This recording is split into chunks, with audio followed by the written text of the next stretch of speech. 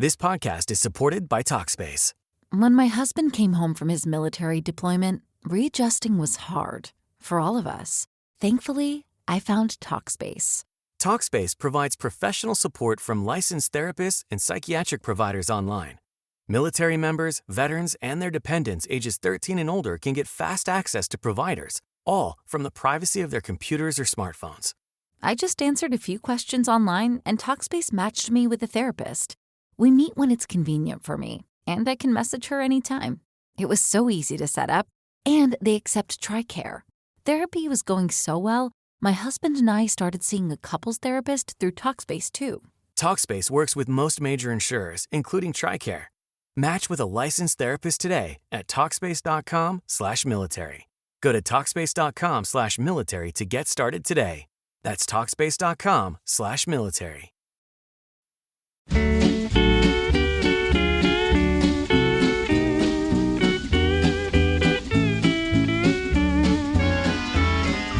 Melikilikimaka is a thing to say on a bright Hawaiian Christmas day. That's the island greeting that we send to you from the land where palm trees sway. Here we know that Christmas will be green and bright, the sun to shine by day and all the stars at night. Melikilikimaka is a wise way to say Merry Christmas to you. I have been practicing not just my Melikilikimaka, but my hula dancing as well, in the event that I one day find my way to the beautiful island that is... This podcast is supported by Talkspace. When my husband came home from his military deployment, readjusting was hard for all of us. Thankfully, I found Talkspace. Talkspace provides professional support from licensed therapists and psychiatric providers online. Military members, veterans, and their dependents ages 13 and older can get fast access to providers, all from the privacy of their computers or smartphones. I just answered a few questions online, and Talkspace matched me with a therapist. We meet when it's convenient for me, and I can message her anytime. It was so easy to set up, and they accept TRICARE. Therapy was going so well, my husband and I started seeing a couples therapist through Talkspace too. Talkspace works with most major insurers, including TRICARE. Match with a licensed therapist today at Talkspace.com/military. Go to Talkspace.com/military to get started today. That's Talkspace.com/military. Hawaii and spend, I don't care if I spend a Christmas there. I would just like to see that part of the world. I mean, I've seen it an awful lot on TV. As a child of the 1970s, when my formative years were happening in the 80s and television was the big thing, did I ever love me some Magnum PI? I needed my Magnum PI, and I think that love affair, it was like a postcard to Hawaii, wasn't it? Anyway, it cemented in me the desire to one day be there.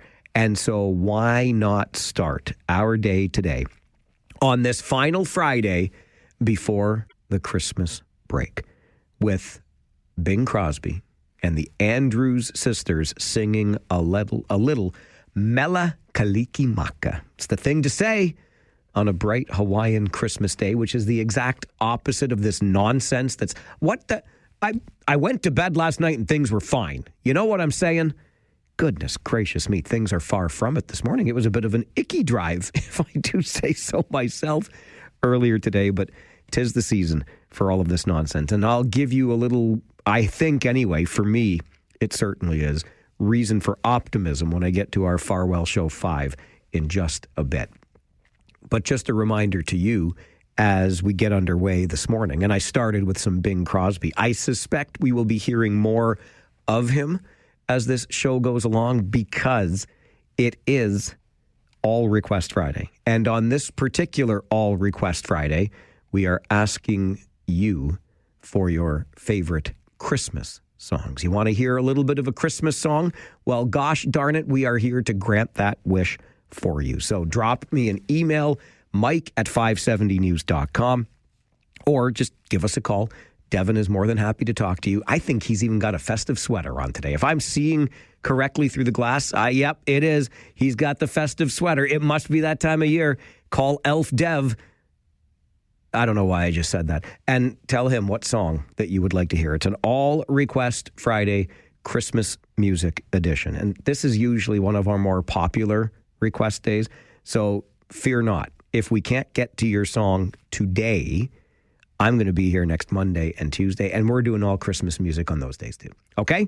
But that shouldn't stop you from getting your request in today. We're going to celebrate the season for the next 3 days here on the show. And I guess in light of that, why don't we begin today and get our countdown out of the way as Hans Gruber continues to fall to his death at Nakatomi Plaza. Welcome to the party, pal! Now I have a machine gun. Ho, ho, ho. That's right. A promise is a promise.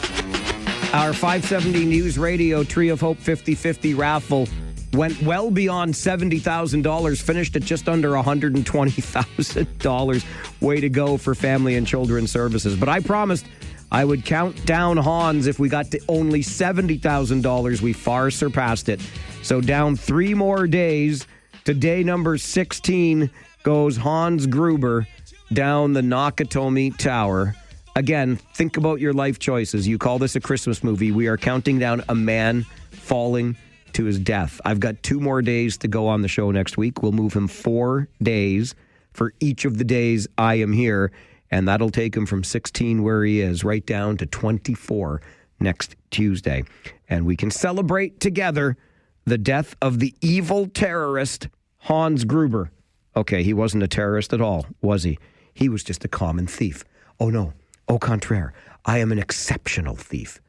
Whatever, he's falling. We're counting him down every day here on the show until Christmas. And our last show before Christmas will be next Tuesday, the 23rd. Count them down 4 days at a time. Do it again on Monday.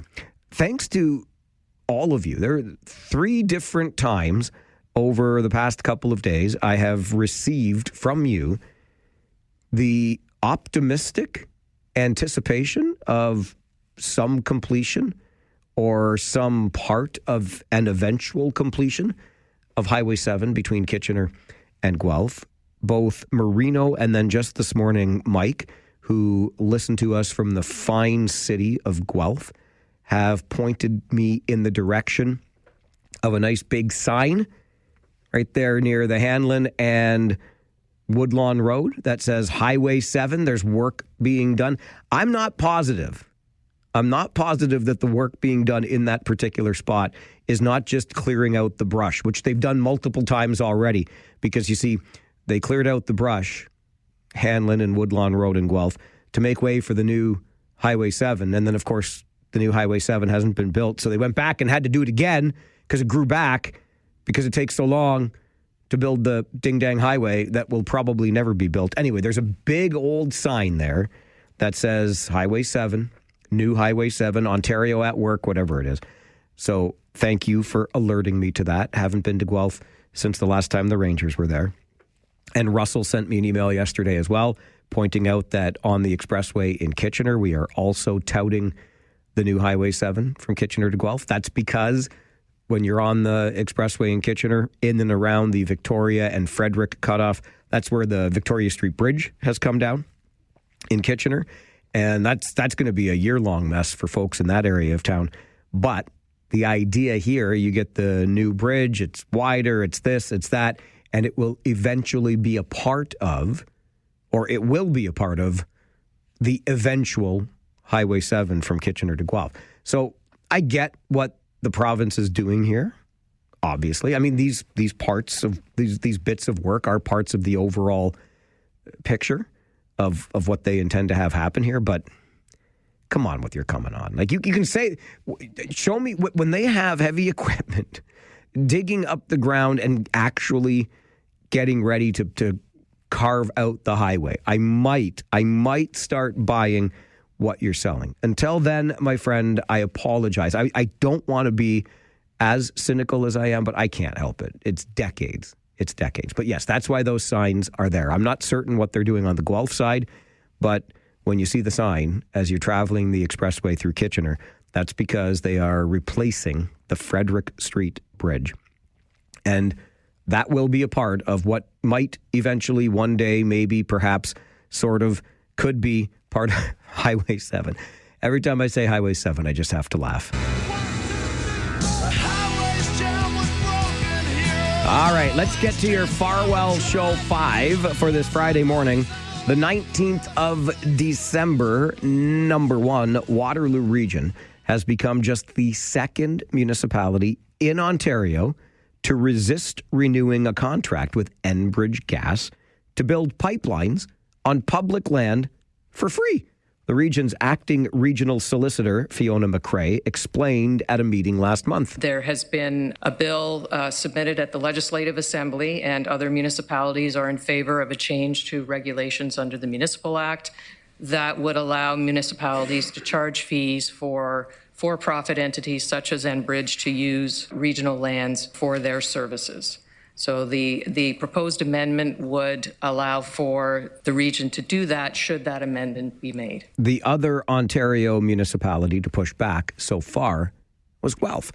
If I may just take a little bit longer on thing number 1 here. I find this so interesting in so many ways. One of the ways is that it seems a little odd, doesn't it, that Enbridge Gas would be able to build pipelines on public land in our community at no cost. When you take a step back from that, you'll recognize, and I remember converting the heating system in my home to natural gas because this was going to be the transition from coal, right? This was seen as a better option. And of course now, I guess gas has had its moment, and here we are.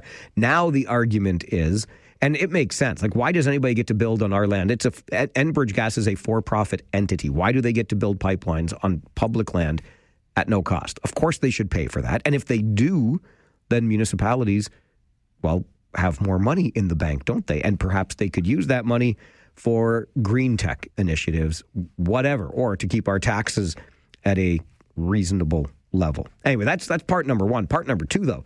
We're talking about the region of Waterloo. It's great that the regional government did this, but funny thing, the city of Waterloo 4 years ago renewed its deal with Enbridge Gas, and these deals where Enbridge Gas gets to build its pipelines on public land for free usually last for 20 years. So the region can say whatever it wants, but individual municipalities within this region, it's a big hodgepodge, as you know.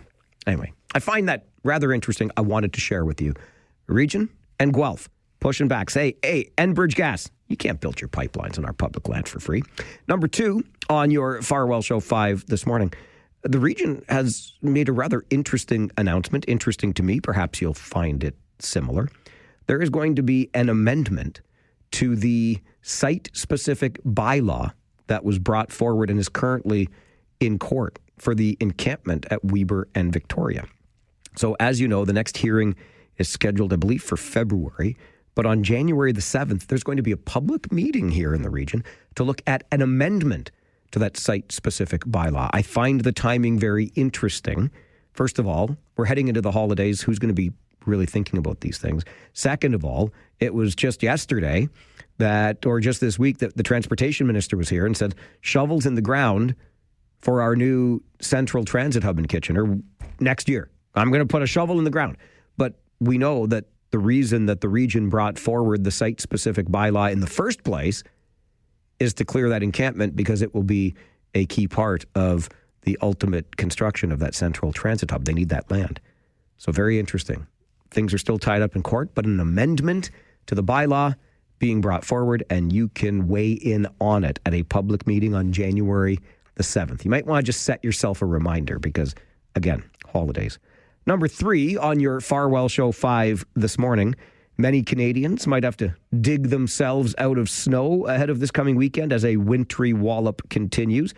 Environment and Climate Change Canada says another Alberta clipper is forecast to dump 15 centimeters of snow across the southern parts of Saskatchewan and Manitoba. And of course, in Saskatchewan and Manitoba, they call that a dusting. I've got a friend in Newfoundland, and she showed a picture from her front door or backed. I don't know what door, but you open the door and there's the big pile of snow that's like packed up against the door that's higher than your head. That's what just happened out there. But I mentioned at the beginning of all of this a little bit of optimism for you. A little birdie told me, and he's usually a pretty reliable birdie, this morning's nonsense weather-wise notwithstanding, 10 degrees. 10 degrees above Celsius or above zero on Christmas Day. That's what the forecast is currently hinting at, to which I say, Merry Christmas. I'll take a 10-degree day on Christmas. Get out the motorcycle. I won't. Yeah, you betcha. Number 4 on your Farwell Show 5 this morning. CUPE Local 1452 members will be volunteering their time to serve and purchase 75 Christmas dinners for the residents of a better tent city. They'll do this on Sunday evening at 6. And number 5 on your Farwell Show 5 this morning. The University Challenge Cup 2025 is taking place in Guelph over the holidays. This University Challenge Cup is some of the best ringette you're going to find. It runs from December the 27th to December the 31st. 16 university teams from across Canada will be competing for the championship. Local teams include the University of Waterloo Warriors, the Wilfrid Laurier University Golden Hawks, the Guelph Griffins, and the McMaster Marauders. Admission to all of the games is free, and you can check out the full schedule at nationalringetteleague.ca. Again, the University Challenge Cup 2025 taking place in Guelph from December the 27th through to the 31st. And that is your Farwell Show 5 for this Friday morning. You go to the box, you feel shame. In keeping with the spirit of the season and this kind of day, because we're playing all request Christmas music. We've got the weather to match. We're feeling festive. The kids, this is the last day at school, right? So they're watching like Elf or something at school, or I don't know, The Grinch Who Stole Christmas, something. Ain't no learning going on.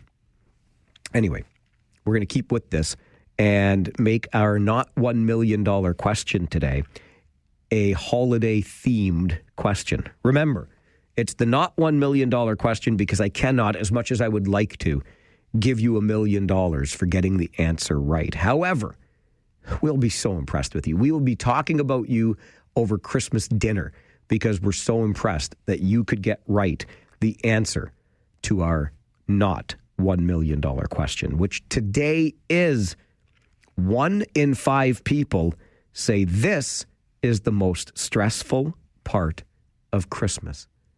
What is this? 1 in 5 people say this is the most stressful part of Christmas. What is this part of Christmas that is the most stressful for 1 in 5 of us?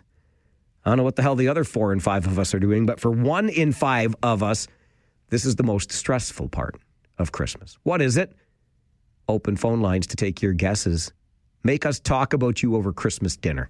This is the Mike Farwell Show on 570 News Radio and Rogers TV.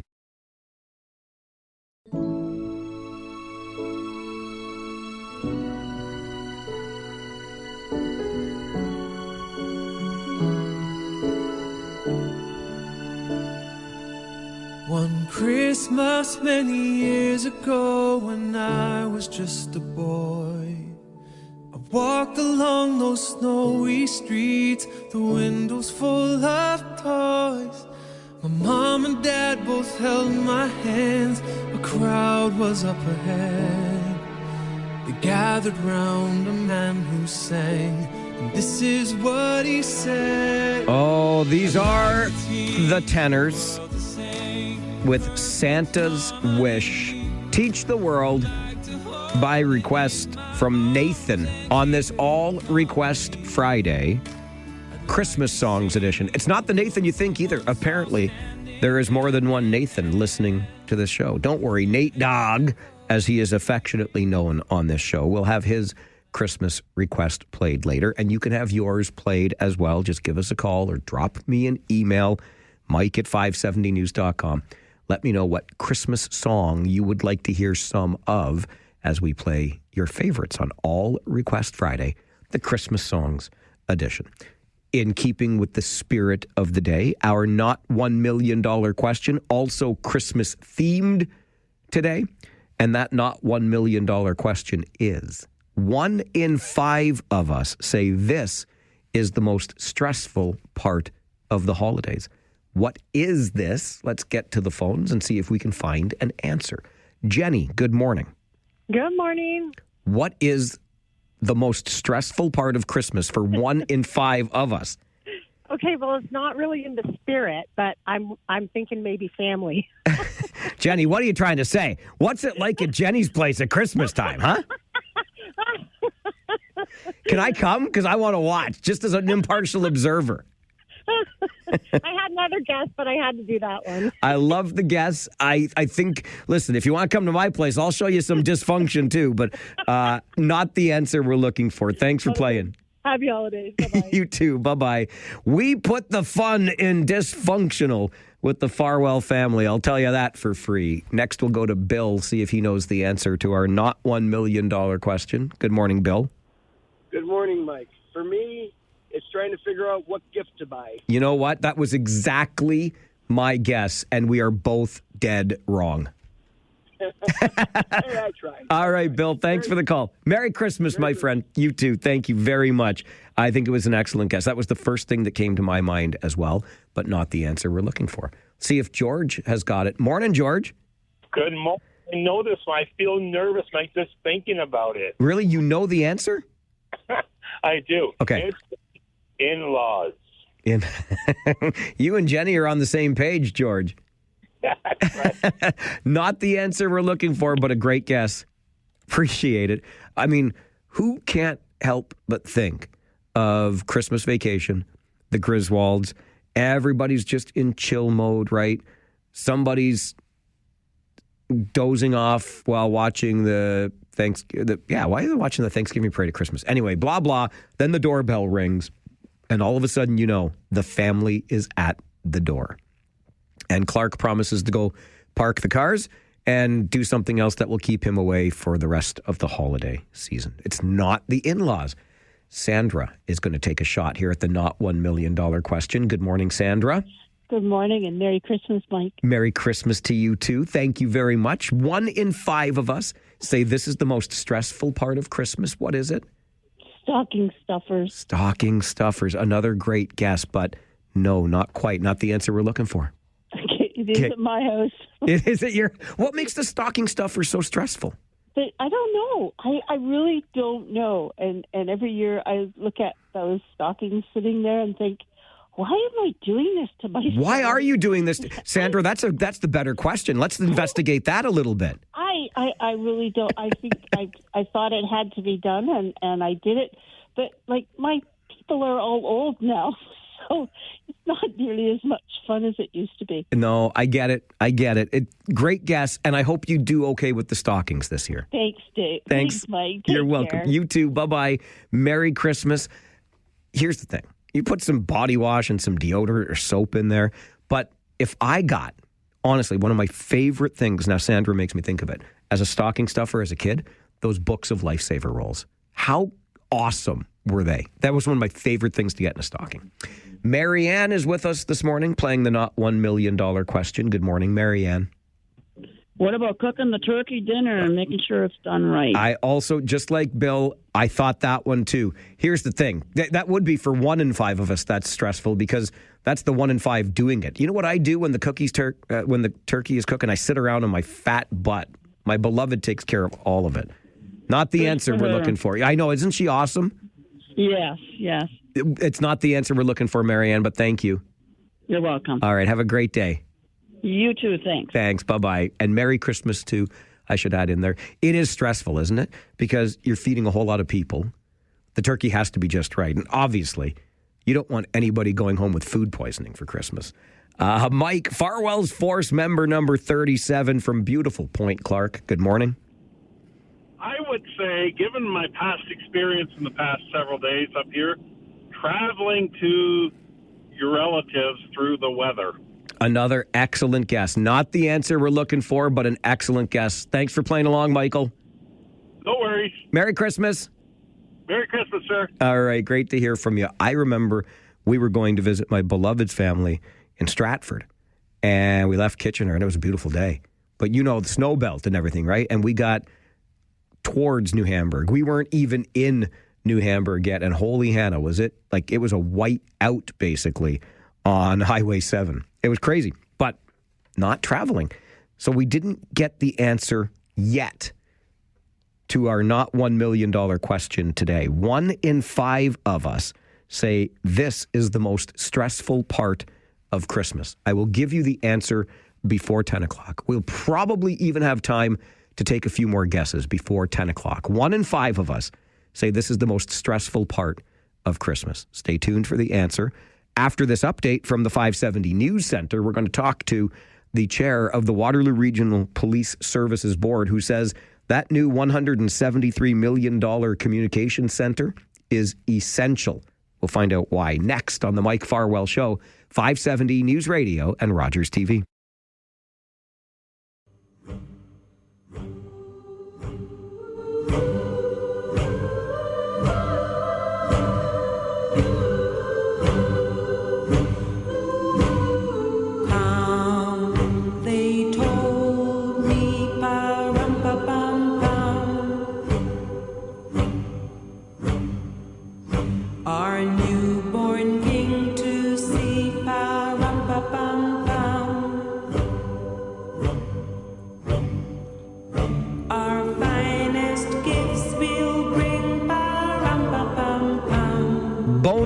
It wouldn't be Christmas without some Boney M, right? Well, it would be in my house. Not the biggest fan, but hey, these are your requests on All Request Friday, the Christmas music edition. And Marianne wanted to hear Little Drummer Boy by Boney M. Your request, our command on All Request Fridays. It's a story that's really been in the news cycle for some time now. $173 million communications center for Waterloo Regional Police. And boy, what a cliffhanger at the end of the story at Regional Council on Tuesday night when the vote for the police budget, the capital portion of it, which would include, of course, this new comm center, failed and then was reversed because Councillor Sue Foxton decided she had pushed the wrong button and 10 minutes or so later wanted to push the right one. And so ultimately, it did pass. Ian McLean is the chair of the Waterloo Regional Police Services Board. He had sent a letter to Regional Council in support of this communication center as they were doing their budget deliberations. And Ian McLean joins our show this morning. Good morning, Ian. Good morning, Michael. Always good to be with you. It's always good to have you with me, and I'm glad we get the chance kind of after the dust settles a little bit to talk more specifically about this communications center, something that you have described as essential. Why is it essential? Well, I'd start by saying I thought we were good, on this morning to talk about the Rangers, but either way, I've got a great story to tell. Okay. Look, let's start at the beginning, because I think this is all wrapped up in the budget itself. The 2026 police budget is a product of, we work 8-9 months to prepare it with the regional police service staff and in consultation with regional staff, because it is part and parcel of the regional budget. You know, as we look back, we kind of cast our eyes back and say the vital signs report the Waterloo region has done that reflects the Canada's fastest growing metropolitan area over the last decade is Waterloo region, right? So we've grown from 37,000 in 2014 to 707,000 in 2024. So we now have one of the highest reported rates of criminal code incidents per police officer as well as charges per officer in Ontario. And unfortunately, we didn't keep pace over the years. There was not a sort of smooth and consistent recruitment and retention of our police officers. And so, you know, from 2013 to 2018, as an example, we only swore in one new sworn officer. So the decisions around this budget kind of reflect the fact that we are, to some extent, playing catch up and making sure we're prepared for the community that we have today. So these decisions weren't made lightly. The board had multiple briefings and drafts, public consultations leading up to the vote. And again, I would point out regional staff are working with the Waterloo Regional Police Service staff on everything from the budget request itself, including the capital budget, which includes buildings that are mandated under the legislation that the region provide for policing. So just from an operational basis, the budget links all kinds of items from new officers, civilian staff, vehicles, HR, facilities, training facilities, frontline services, the traffic unit, public order, intimate partner violence project we do, human trafficking, and being part of the community safety and well-being plan. So this is the budget incorporates all of those things. So I would just say that the budget on itself, the budget estimate that we put forward to the region, stands on its own merit. It stands on the basis of comprehensive consultation and hard work by the staff, and also the due diligence of the board itself. Like we always do, put the police through their paces on the requests that we're making. So we made it clear, and it's been made clear to us, that the public safety, and it's not a communication center alone, it's a public safety communication center, is essential to the police service, not only now, but well into the future for operations and emergency response capabilities. And since 2020, the Waterloo Police Service has been engaged with regional staff to advance this project, saying it was coming. This is not should not be and is not a surprise to anyone. And we do use and have used and continue to use the region's own budgeting process for this. So we appreciate that there are, some constraints in obviously what council's facing, but the service has a job to do. The police board has a job to do that's based on the provincial legislation in which we're appointed and mandated, and we've done it well. So I just wanted to put that context is none of this should be a surprise to anyone. So, but now, I think you want to turn to the capital budget and the public safety communication center. As a novel idea, Mike, I thought let's get some actual facts on the table, contrary to some of the hyperbole from the last few days. So, to make sure that this is situated and that everyone kind of gets this level set. It is a public safety communication center. It's not a Taj Mahal, and it incorporates the following things: modern communication center, an incident command center, real-time operations center, major incident response center, essential operational capacity for the service, including training of the folks that are dealing in communications function. It also, because we've brought these things together, we've actually produced savings in further out years of future capital expenditures of $23 to $25 million. Look, our community has been talking about this, Mike, and this is the part that I think gets missed. This is not something that is sprung on anywhere. We have been talking about this program or this need for this facility for 13 years. Several reports, and I know our board, I've been on 5 years, we have reviewed this, asked questions about this repeatedly, multiple meetings. Like I kind of lost count after we got to 7 or 8 meetings. We've asked the tough questions. We've asked about the options. And you can be rest assured that we've done the due diligence of saying what is the right thing, not only for the police, but for the community itself. After the horrific accident, the helicopter crash in 2011, former Waterloo Region Police Service Chief Larry Gravel completed a report on that incident. And one of the things that stuck in and was brought to the attention of the community is the exact location of the crash was known to the 911 dispatch center at 11:35 a.m., but not relayed to fire and EMS until 11:47. So, I mean, there were some things, and the reason I raised that is it was his conclusion that there needed to be an integrated public safety and communications center that made sure that information was getting out in real time when you have a significant issue that arose. Look, go ahead, Mike. Was there ever any consideration along the way, Ian, of using existing commercial office stock or building stock as opposed to building something brand new? Yeah, look, the answer to that is those questions were asked, and I can tell you with certainty that they are because I asked them. as did other members of the board. We were very clear saying, okay, well, what are the options? What is the sizing that's needed? What are the options for existing facilities that may be available and could be retrofitted in the region? So a comprehensive market analysis of all the property types was completed in partnership with the region of Waterloo. So we went out, we looked at what was in the marketplace across the entire region. Didn't sort of, have a specific location. Said, show us what's available in terms of size and scope. And we looked at least 7 properties that were identified.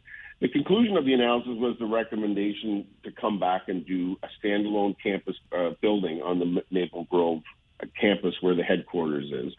And let me say why. It is the buildings that exist right now are designed to building standards for commercial or normal commercial activities. The facility that's required for a building that's 24/7, 365, that has to withstand and be an emergency center when everything else fails, includes redundancies like, it's got redundancies for functions as power, information technology, HVAC, and being able to withstand significant natural disasters. So when you factor in how it needs to be built, let me just turn to some of the requirements. This is not just something we get to say, well, here's what Waterloo Region might like in a public safety and communication center that is the hub for when there's a mass casualty event, when there's a natural disaster. There's something called, it needs to be post-disaster rated. And that's the National Emergency Management Agency that requires these buildings to be rated to that rate. That means it needs to be essential, the provision of services in the event of disaster, and it has to function after that's happened. So those designs are mandated for buildings like this one and others, like, as an example, when we talked about the new hospital build, Mike, that facility must be built to that standard too. So it's not an apples-to-apples comparison of saying, 1,000 square feet versus 2,300 square feet. Look, the Peel Regional Police did a similar facility for their fast-growing community, and it was somewhere around $2,000 per square foot. But that was in 2023, right? They did build theirs, so that's 2 years ago. By the time you build, that's 2 or 3 years ago. So this needs to be measured against the standard of which we are required to build. And the public should expect that when everything else fails, that the police are going to answer their phones. They're going to know where to put resources. They're going to be able to coordinate with other emergency services like EMS and fire. So this has been well thought through. It needs to rely on the fact that when everything else may be going haywire, that the police and the 911 and where emergency service staff and personnel need to be, we get them there to support people in their time of need. So let's be clear.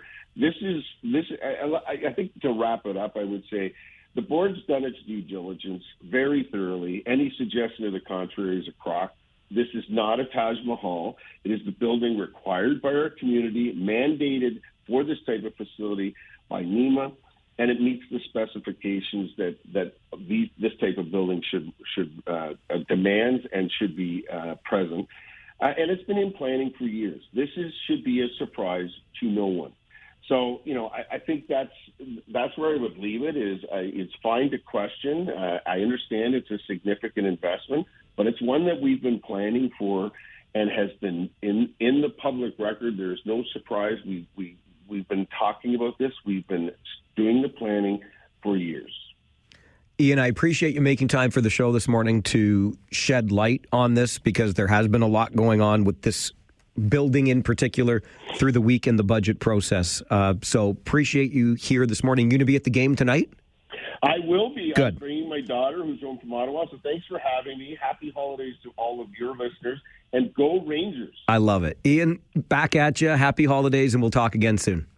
Thanks, my friend. Ian McLean is the chair. He's also the president and CEO of the Greater KW Chamber of Commerce. I'm sure you're well aware of that. In this capacity, he joins us this morning as the chair of the Waterloo Regional Police Services Board and sheds light on that Public Safety Communications Center, the $173 million project that, as Ian points out, is weatherproofed, full of redundancies to ensure that power and IT infrastructure and whatnot have you is still operational when the proverbial poop hits the fan. You would hope that it never does. Wouldn't it be wonderful if the poop were to never hit the fan? However, in the event that it does, and we know that it will, this center aims to continue serving us in the event that we are up against it, so to speak. We'll take a quick break. I see folks on the line right now. You probably want to talk about the Public Safety Comm Center. Maybe you want to take another stab at our not $1 million question today. 1 in 5 of us says this is the most stressful part of Christmas.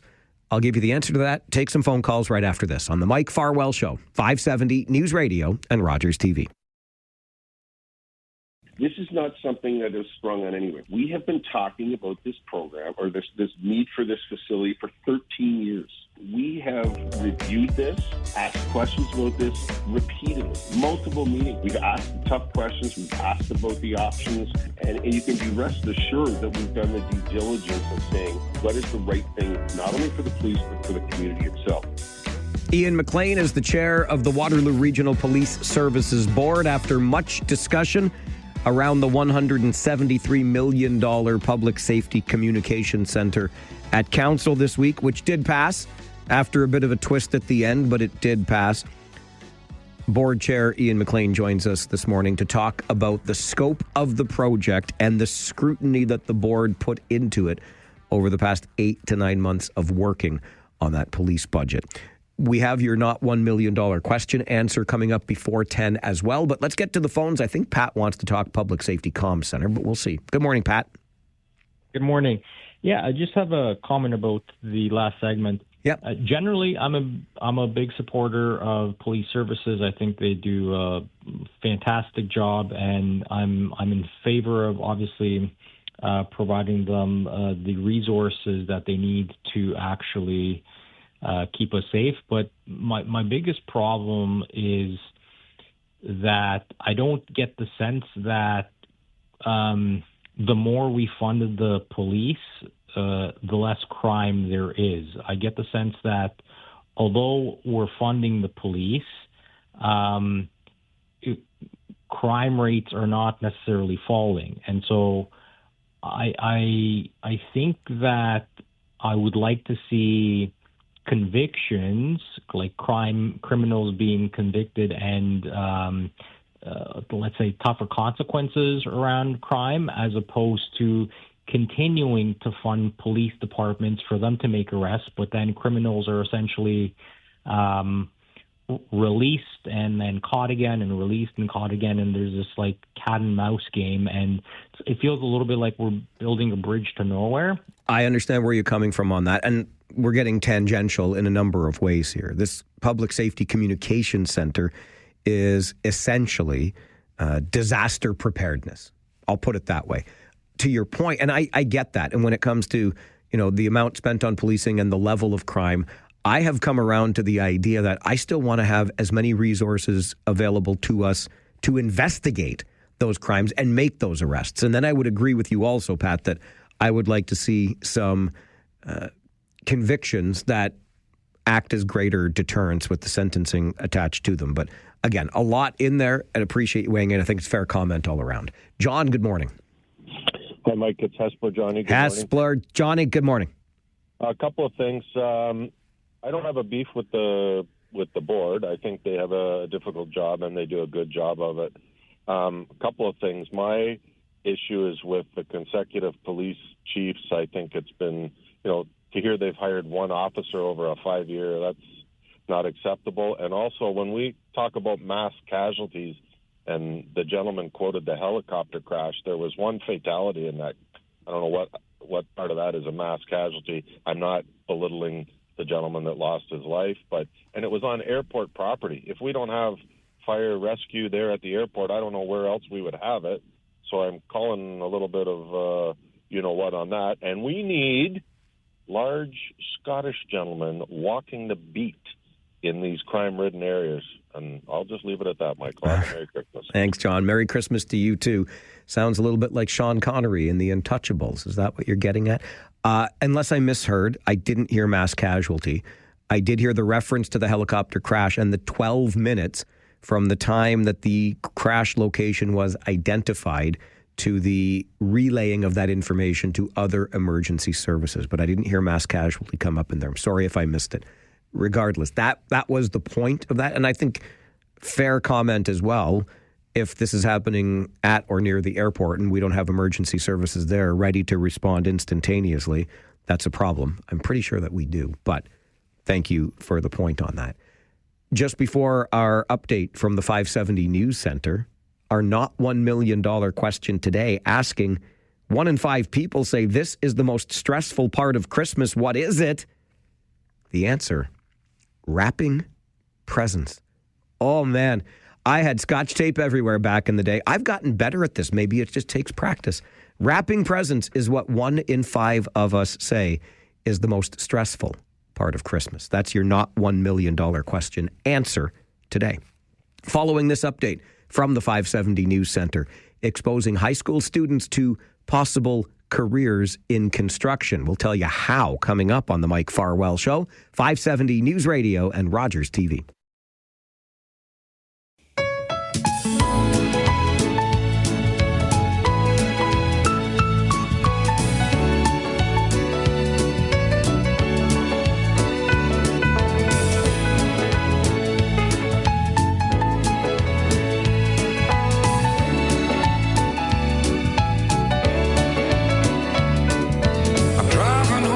Christmas. Oh, I can't wait to see those faces. Oh, that's a good one. An excellent choice on this All Request Friday Christmas Songs edition. From our buddy Randy, Farwell's Force member number 20, some Chris Ray, and Driving Home for Christmas. If you want to hear a little bit of your favorite Christmas song, just let us know during the show today. Give Devin a call or drop me an email, mike@570news.com.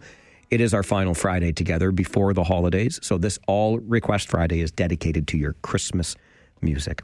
Pleased to be joined in studio by a couple of guests. I'm always pleased to have guests in studio. I find it just so much nicer for conversation, and I can't wait to talk more about this program that they are a part of. Beth Marchant joins us, Vice President, Legacy Builders Construction Careers Association.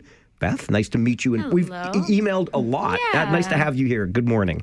Good morning. And Christina Raufleisch-Schantz is with us as well, President and founder of the Legacy Builders Construction Careers Association. Christina, good morning to you. Yes, good morning. Thanks for having us. It's an absolute pleasure. As the founder, let me start with you. What is the Legacy Builders Construction Careers Association? So it is a program that we started about 4 years ago. It is a elementary school program that is to promote all construction careers in the industry. That's including not just the trades, because I know most programs really promote the skilled trades. It promotes everything from the financial side to insurance to bonders, the skilled trades, GCs, everyone. So I don't think there's a program out there that kind of does that full umbrella. It's a interactive program, so it's not people just going in and talking at the students. The students are engaged. It's a game. They do a live tender takeoff. Is like they do a kind of mock one, and it's a scripted program. So all our volunteers go in knowing what the program is. Super easy for them. It's about an hour and a half. It's been super successful. We have about a 2-year waiting list for schools to get into it, and it's just blown up. And this past fall, we decided to branch out into our own association and create our own company because so many regions want us. Halton wants us, Niagara wants us. So it was time that we just branched out and made our own association for it. You just opened my eyes a little bit here. And I mean, if I took the time to step back and think about it, I would think about all of these other aspects outside of just the trade itself. It's kind of like the work that I do. Everybody thinks that, you know, if you're in radio, you're on the air, but there are so many other things that happen within this building. And this is what now I guess it makes young people aware of what's just beyond the hammers and nails and wood and all of the other things. Yeah, so what I like to always say in a session is there is a place for everyone in construction, whether you're into arts, whether you're into numbers, whether you're into working with your hands. There's literally a job for you in construction. We need accountants. We need interior design. We need the hands-on trades as well. That's desperately needed right now. But we also need people to know that we need bonders, we need insurers, we need lawyers, we need everyone. So there's literally a place for everyone, and it's one of the most secure jobs you can ever get. We started going into schools right after COVID, and what I like to kind of promote is during COVID, no one lost their jobs in construction. So it's one of the most stable jobs that you can have, and you will never be without a job in a recession, hopefully. And there's a place for everyone. There's a job for you. Whatever you're into, you'll be able to find a job. And so getting that seed planted early in elementary school before they go to high school to choose their college courses, university courses, gets them thinking about that they can start a path, like maybe an apprenticeship right after high school, get paid to go to school. A lot of kids don't even know you can do that, which is amazing. So, yeah. You are such a pro. Things are falling in the studio, and you didn't miss a beat. The two of you brought me a lovely bag. It felt like Christmas came early to the studio, and I set it down, and I didn't set it properly. I hope nothing was breakable in there. Oh, no, you're good. Whew, that would have been awful. Get a gift and break it before I even open it. Beth, let me swing it over to you. Why is an association and a program like this important? So especially right now with the amount of turnover that we do have in the industry coming up, the amount of careers that we're going to need to fill in the next, 5 to 10 years is massive. So if we're reaching those kids now in grade 8, those are the kids that are going to be joining the workforce in 5 years, in, 10 years if they want to be one of our construction lawyers or something along those lines. But this demographic is the age that, we know we need to get them before they pick their courses. They already are starting to think of what they're interested in. We do get a bunch of volunteer students where they're signing up to come into the classrooms and to come into our sessions so that they can learn more about the industry because they're already interested. So the last one I did, we had maybe 3 or 4 kids who their parents work in construction. And when they found out there was an opportunity for them to learn more about it, they were already super pumped. So that then kind of feeds off the rest of the class as well. We've get kids who don't think they have any interest in it. And then when we're partway through, they're rocking this bid process and they're fired up about math and and they're surprised by it. Mm-hmm. Right? So for us to be able to show them the variety that exists, I went to art school. I love the construction industry. It's fantastic, but I absolutely did not go for a trade, and nobody trusts me to build anything. And that's okay because the role that I'm in works really well and furthers the company, and it's great. But the industry needs that workforce. And I think right now is a really good time to do that. And I mean, with legacy builders, we hit the point where we did have to make decisions to grow and to be able to grow outside of Waterloo region. We've been operating here for 4 years, and we're ready to kind of push out across the province, and made sense to do it. Okay, so let's talk more about that growth over 4 years, Beth, because you and Christina obviously passionate. This idea, it starts to grow. I'm sure it doesn't grow just with the two of you. There must have been collaboration across this sector to make it happen. Yeah. So I actually only joined Legacy Builders in the summer. So Christina had been running it with the GVCA as an educational program. And then with our partners from the Business Education Partnership of Waterloo Region, they book all of our classrooms. So that program had already been going. And then initially, I don't even know how the conversation started, but Christina was like, I need some website help. And I was like, oh, please let me. And it spiraled. And there was no escaping it for me. And then I think as we started going, both of our businesses that we work our day jobs at are extremely supportive. Malul Blamey has been a massive contributor to the program from day one. And then Houston Brothers was super happy to get involved as soon as I was like, hey, I like this. They were like, why wouldn't we support a community youth trades program? It was kind of a no-brainer.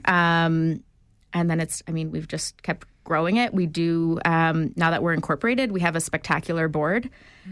We've got Jeff Shantz, Jason Church, Susan Carey. So really, really great, experienced people who can bring different perspectives than Christina and I have. They have, endless amounts of great experience as in the industry as a whole. They're already involved in, other youth programs and speaking gigs and just awareness campaigns. So it was really easy for us to be able to find that group of people that really already believed in our mission and were already supporting the entire values of the whole association. Not lost on me that the both of you here this morning with us are women. And Christina, you said this earlier, and it resonated. There's a job in construction for all of you when you're talking to a class. How important is it to start to close that gender gap in the industry? It's very important. It's been, it's getting better.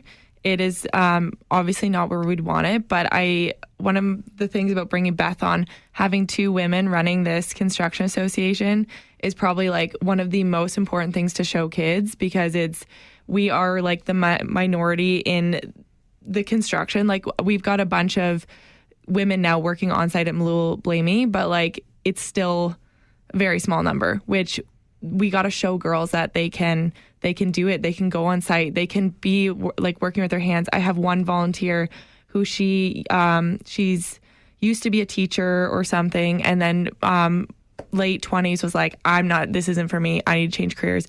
Ended up going through to become an electrical apprentice, changed careers, is like a foreman now for her electrical company. Like, her story is incredible.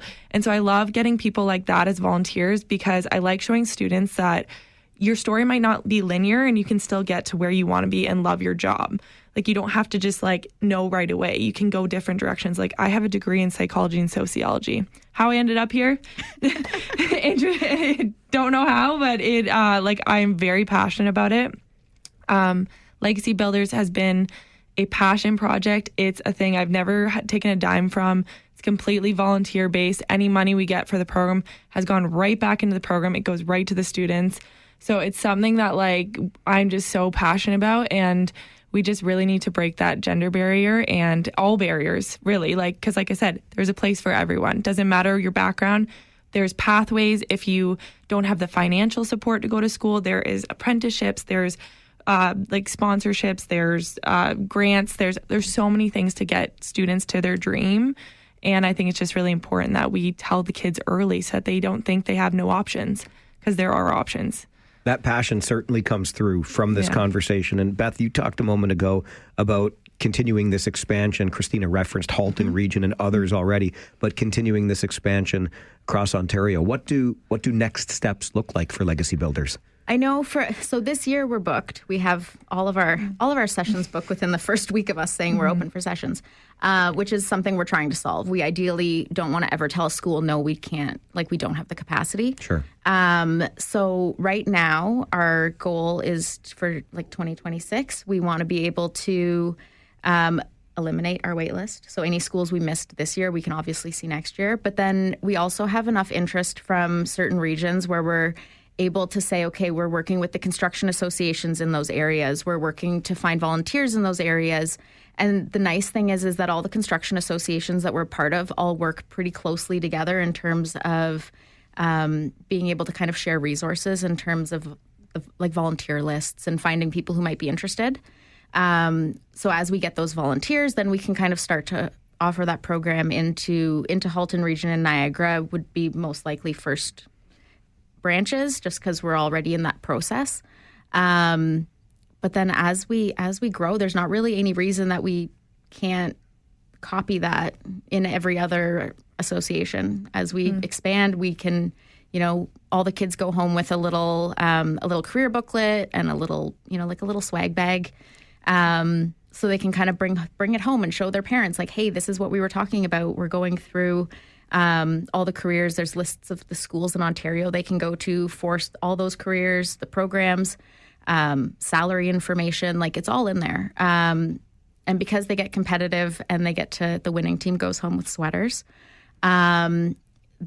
they get excited about it. They get really competitive about it. But we can always send that stuff to wherever we're hosting them. Like, it doesn't have to be right now. Like, we've got volunteers. They come and they pick them up from the office. But as we expand, there's no reason we can't just ship things and drop ship and really we want to make it as accessible as possible. And even with our resources. That's logistics that like we really have to figure out. But the expansion is happening faster than like we're probably ready. So it's just like figuring out those little steps is what we're working on to have that all ready for next year.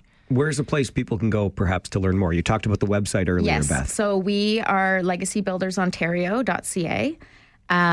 We're also on Instagram and LinkedIn. Beth's our social media guru, and she is absolutely amazing at putting all the information out there. So all of our socials, like, it's up to date. Like, she is great at keeping on that. I am working really hard to get all of the program information that is in our career booklet. That is online as well. Like, there's a digital option so people can look at, like, parents can absolutely go online and look at career options with their kids. Over the next little while, we'll be building that out so that it's really easy to be like, hey, I think I want to look up being an electrician, and you can click it and then ideally work through programs and all of the information that goes with it. But yeah, we really just want the information accessible. It's not we love our program. We want to be able to offer that same access to everyone. Yeah, we want to be able to encourage careers in construction regardless of where they are. Absolutely. Let's encourage those careers in construction. I love what you said earlier, Christina, about how secure the job is, right? I mean, I don't want to get too carried away, but job for life is a job for life, and so many options available there. LegacyBuildersOntario.ca. Christina, Beth, thank you very much for being here and sharing this with us. Thank you so much for having us. Thank you. We really appreciate it. Beth Marchand and Christina Raufleisch-Schantz with Legacy Builders Construction Careers Association joining us here on the Mike Farwell Show, 570 News Radio and Rogers TV. 'Twas the night before Christmas, and all through the house not a creature was stirring, because my heat was cut off. I was cold and lonely at the chimney I stared, hoping that Saint Nick soon be there. Just one wish that's on my list, oh man, it's getting chilly. Asking you, I'm turning blue, please Santa, bring me money. So I hung my stocking by the fireplace. I was feeling hungry, there was nothing to eat, so I turned in early. I was freezing in bed with visions of grandeur spinning in my head. It's like a tale of two Nathans on our All Request Friday here on the program, Christmas Songs Edition. We played earlier for Nathan a little bit of... Where was that one? Where did it go? The tenors. There it is, right there at the bottom of my list. What's the matter with me today? Holy Hannah, I apologize. That moment of silence brought to you by Farwell, the memory of Farwell's brain. My good. Put it in gear before you turn on the microphone, you dum-dum. Nathan earlier requested some Santa's Wish, Teach the World, by the Tenors on our All Request Friday Christmas Songs Edition. And when we played that, I said not to be confused with our other Nathan on the show, who's been a longtime contributor and regular, Nate Dogg, as he's also known, or Nate number 8 on our list of Farwell's Force members. Nate number 8 is the one who requested Bob Noxious and Santa Bring Me Money. So you see, you've got one Nate who wants money for Christmas. You've got another Nate who really just wants the world to be living in peace and harmony. Imagine that, you capitalist, Nate number 8.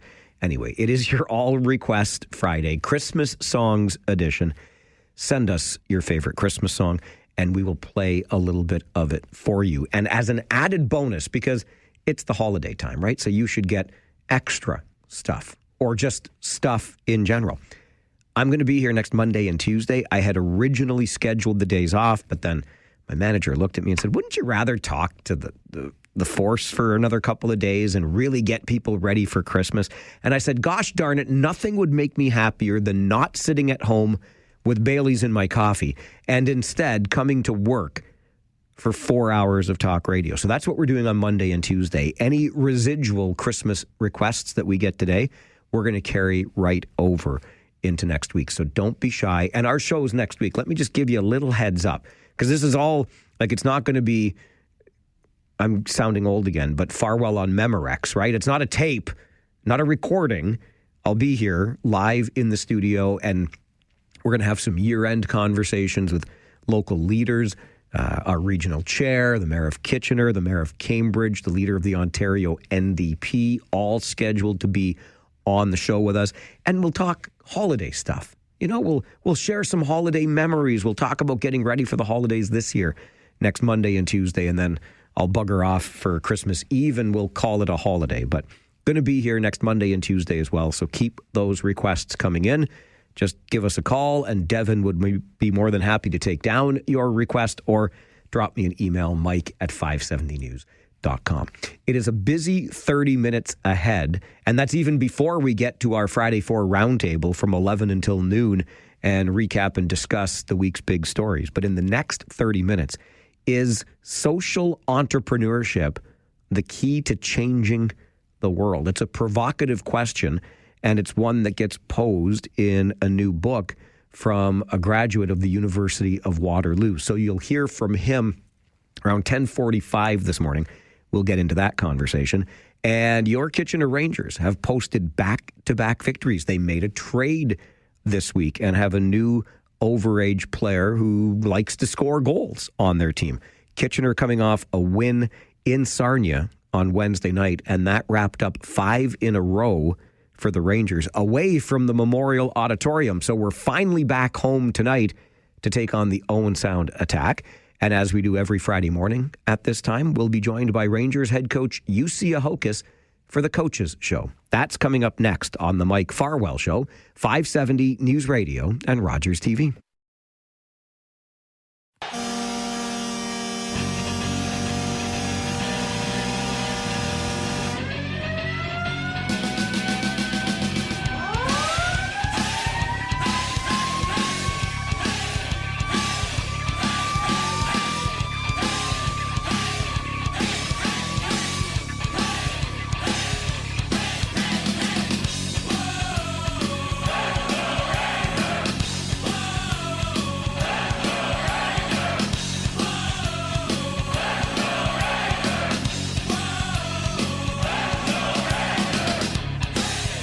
That is the sound that tells you two things. One is that the Kitchener Rangers have just scored a goal, because it's what you'll hear when that happens at the Kitchener Memorial Auditorium. The other thing it tells you is that it's 10:30 on Friday morning, and that means it's time for the Coaches Show with Rangers head coach Jussi Ahokas ahead of tonight's game versus Owen Sound. Jussi, good morning. Good morning. Your team just finished up 5 in a row on the road with that win in Sarnia on Wednesday night. How do you view the 5 games on the road as a whole for the team? How do you think they played? 3-1-1 or 3-2, so I think we could have scored more against Flint, and Sioux wasn't a good game from us, but otherwise I thought we did pretty well. Of course, the long road trip before coming home and before Sarnia, that was a tough stretch, but I think our boys did okay. If maybe one more win, then I would be really, really happy. But we're in good spot. And we're good to go again today. Speaking of scoring more, you scored 5 on Wednesday night. You've scored 6 in a game before, but it just looked to me like those 5 goals came as you really capitalized on chances. What did the numbers tell you after the game? Were you doing well on the chances that you had? Well, we were scoring what you should score, and the chances what we got. So it was all good. Like, you should have scored 4 or 5 every time when we have that amount of chances. So that's what it should be. And I thought over there in Sarnia we had a bad first period, but after that I thought there was no question who's going to win the game. Hayden Ellis didn't seem to miss a beat, a goal and an assist on Wednesday. What did it mean to have him back in the lineup for you? Well, it's good. He's been injured. He had the kind of the pop back, like the skating, and he was winning his battles. But also for him it's good we get guys in right spots. Like now he's in a good spot. The third line was playing well, and those boys, they're all of them are playing the second season. Well, Ansis maybe we could say the first season, Western first season in the league, and then Ansis or Hayden Ellis also, like, he didn't play that much last year either. So they're happy for them, and they're taking next steps in their career. Yeah, I was wondering about that lineup too, and having guys in the right spot, because you bring in a player like Dylan Edwards, who's obviously going to slot into your top six. So what does having a guy like Edwards allow you to do with your lineup, you see? Well, of course, like all in all, like, get our top six to be better, and then guys who should be playing still third line, like, they get to play there and play against opponents what are like at their level, and they don't have to jump and all good. Like, Ansis played great, but top six, he didn't play in the league, and now he was playing in our top six. Like, it's just too tough of a spot to play in. So it's good for, I think, good for the players to. He got a sniff of top six, but then for him to succeed, I think the third line is a better option for him. Tonight is the final game before the Christmas break. How difficult is it to keep the players focused when they might start thinking about going home for the holidays? No, we've been talking about it, and we play this and we play well, and after that we have a little time off. Like, I think for our boys, like, I think we're energized and kind of getting that one trade there. Like, we're getting Edwards. Like, it's gave us a little excitement before the Christmas break. So I'm not worried that our boys won't be ready tonight. Owen Sound is a divisional opponent. They've been going in the opposite direction of you lately. They're having trouble finding wins, but they're always dangerous. What do you have to do to be successful tonight on home ice? Well, they have good offense, so and then their power play has been good. So we have to be we can't take stupid penalties, and then we have to defend well against them, and then we have to capitalize our chances. They've always have good goaltending, so we need to get screens and just use our chances when we get them. Like you did on Wednesday night, use those chances. Yeah, exactly.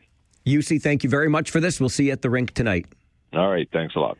UC Ahokas, the head coach of the Kitchener Rangers, joins us every Friday morning at this time for the Coaches Show. I loved that if they had gotten one more win on that 5-game road trip, he would have been really happy. So I guess right now he's just kind of happy, but it's the holidays. And even UC Ahokas likes the holidays, I'm sure. Kitchener Rangers come into this game tonight with back-to-back wins and 6 wins in their past 10 games, points in 7 of those 10 games. And they are sitting in top spot in the Midwest Division. Kitchener has 43 points.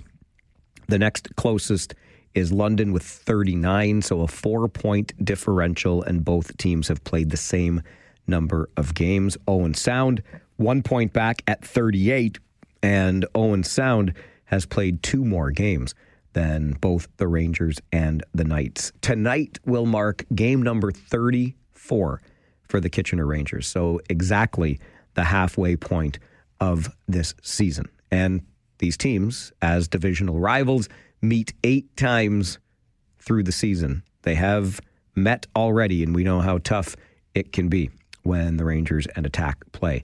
Looking at scores, there are, by the way, 8 games, 7 more besides our game tonight. Last night, 4 games in the Ontario Hockey League. And how about those Sudbury Wolves? 3 wins in a row now, and 4 in their past 5. They knock off the powerful Barrie Colts 4-1. In fairness, one of the Colts' very best players, in fact, a couple of them, Cole Baudouin and Kashawn Aitchison, off with Team Canada at the tryout for the World Juniors. So the Wolves taking advantage. But hey, you got to play the team that you're up against, and the Wolves make it 3 in a row with a 4-1 win in Barrie last night. The North Bay Battalion, a big 6-2 win over the Guelph Storm. And I don't know, Guelph, that's 5 in a row the Storm have lost. They get named the host of the 2027 Memorial Cup. They promptly lose 4 in a row. Then they win 4 in a row. And now they've lost 5 straight since then. Notable from that game for Guelph last night, Ethan Miedema played in his 300th Ontario Hockey League game. He is the first player this century, the first player in 25 years to reach 300 career OHL games. Ethan Miedema of the Guelph Storm. But the Storm lose up in North Bay 6-2 last night. Peterborough picks up a 5-2 win over the Niagara Ice Dogs, but let's be honest, who isn't beating the Niagara Ice Dogs right now? They are in a mess again down there in St. Catharines, and I feel for the fans there. 5-2 the Petes over the Ice Dogs, who have now lost 3 in a row. And the Windsor Spitfires scored 4, count them, 4 in the third period to run away with a game at home to Sault Ste. Marie. 6-2 the final in that one for the Spits, and that ends the Sault's 5-game winning streak. So those were your scores from last night. Again, the Rangers, one of 8 games in the Ontario Hockey League tonight with the Rangers taking on the Owen Sound Attack. You will hear everything from the Memorial Auditorium. If you can't be there with us, we've got you covered right here on 570 News Radio. The Harris Law pregame show is going to start at 6:30. Puck drop just after 7. And it's a home game, finally. It's been a couple of weeks. So I think we'll have lots to talk about on Rangers Talk tonight, right? And I'll just plant this seed for you. My buddy and broadcast partner, Josh Piercy, is away on assignment. So the more you want to talk, the easier my night will be. I'm looking forward to those conversations on our post-game Rangers Talk show tonight after the Rangers Attack game. Again, it all starts with the Harris Law pregame show at 6:30 tonight right here on 570 News Radio. A quick timeout. When we come back, is social entrepreneurship the key to changing the world? It's a provocative question that is posed in a new book written by a University of Waterloo graduate. We'll talk to him next on the Mike Farwell Show. This is 570 News Radio and Rogers TV. So this is Christmas, and what have you done? Another year over, and a new one just begun. And so this is Christmas. I hope you have fun. The near and the dear ones, the old and the young. I almost started the show with this one today, but I just knew that one of you would come through with it. Little bit of Happy Christmas, War is Over, John Lennon and the Plastic Ono Band. By request from Mark on this All Request Friday Christmas Songs edition. Good job by you, Mark. Good job by you. I'm really pleased to welcome this next guest to the show. Not only because he is such a patient and understanding young man. I jumped this guy around the schedule I don't know how many times, and he rolled with every one of these punches. Darren Bain joins us, the founder of the Young Eye Initiative, Young Eye Foundation, and Young Eye International, also a grad of the University of Waterloo. Darren, thank you for putting up with me up until this point, and thanks for being here this morning. Absolutely, Mike. Thank you so much for having me. It's been great. And I, like you said, back and forth, but just glad and happy to be here to speak to you about the Young Guy Initiative, my experience, obviously, at the University of Waterloo, and recently my book that just launched about a month and a half ago. Thank you again for having me. It's an absolute pleasure, and I'm really excited by this, to see somebody of your age as involved as you are. And it's a Bachelor of Science you graduated with, right? Yes, it is. So let's go through the University of Waterloo experience first, if we can. Absolutely. What was your experience like at UW that led you onto this path of entrepreneurship? So first of all, obviously, starting at UW 2020, as you can imagine, peak of COVID, first 2 years were primarily online. So it was tough to create my community that I needed to be able to take me and carry me through the 5 years at UW.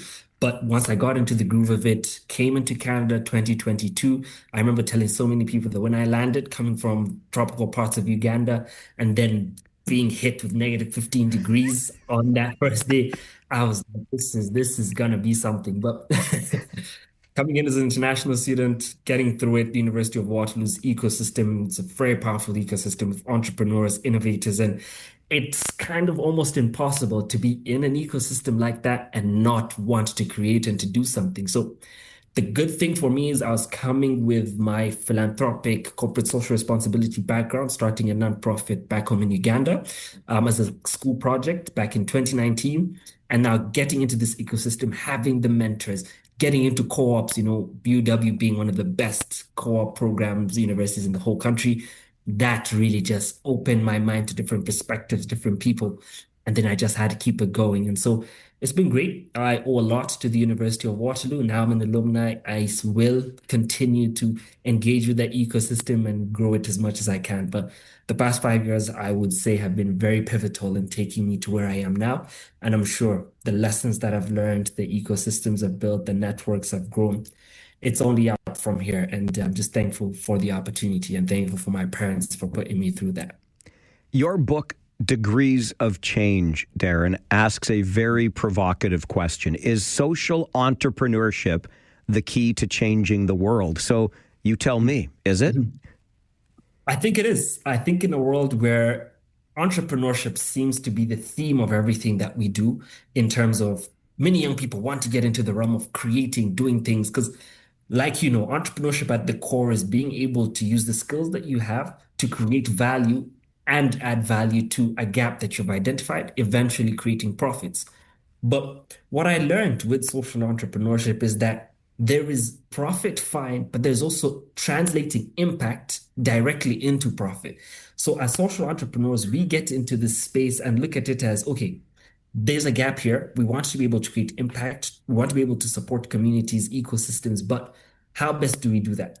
At times, we don't get the kind of funding that we receive in terms of this $1 million contracts and whatnot. But what I found is that through this compassionate work that you're doing, through this community building work that you're doing, through the social realm of work that you're doing, it is entrepreneurship because you are having an impact, you're partnering, you're creating value, and then you're creating revenue through the value that you're adding to the ecosystem. So that provocative question when I'm asking, is it the key to change the world? My answer is yes. And in the book, you'll be able to see that I break down my experiences from how do you overcome challenges, how do you build a foundation, how do you grow what you have, how do you just create that ecosystem to be able to sustain yourself. And in a world that is filled with an abundance of problems, like I mentioned in the book, being the kind of person that is going to support specific causes, specific issues, providing value, there will be revenue that you will create. But going into it, not focusing solely on the profit and focusing on the problem. One of my mentors, Tanya Delmato, did tell me that when you're doing something, fall in love with the problem, not the solution. Because once you fall in love with the problem, you will understand that there's always going to be something that you can create. And with time, the profits will come. But the answer is yes. And the explanation as to why is in the book. I used to sit on a board with Tanya. She's brilliant. That's great to have her as a mentor. Way to go. Yep. What is the Young Eye Initiative? Glad you asked. So the Young Eye Initiative is a social enterprise that represents the needs, interests, and aspirations of young people. Right now, it's home to 3 independent organizations, the nonprofit that I mentioned being the Young Eye Foundation, locally based in Uganda. Then recently, we launched a podcast that's now become a media-based organization and a global hub called the Young Eye International. I've interviewed a ton of entrepreneurs in the Kitchener-Waterloo region, which I'm sure if I start mentioning them, you will probably know all of them. My notable guest was Mayor Berry, who I interviewed in my recent season. And the third aspect of the initiative is called the Young Eye Tech. We are getting into this tech realm of creating impact through connecting and creating data-based and analytical systems that help propel the way we do things. So the initiative is home to these 3 branches, all supporting each other, and that's portfolio in the work that we do. What do you focus on through the foundation? So through the foundation, our focus is in improving the livelihood of children in Uganda. Three aspects. One is health. We do psychosocial support for children battling cancer. The second one is education. We support children in underprivileged communities with bursaries to be able to continue studying in school. And then the third aspect is environment. We teach and help people steward environmental work in their schools, in their communities, but it's all primarily focused on young people, children particularly. How do you balance all of this, Darren? The work with, obviously, the passion is home in Uganda, but how do you balance all of this, interviewing the mayor of Kitchener on your podcast as well? So I will have to say, honestly and truly, it is my team.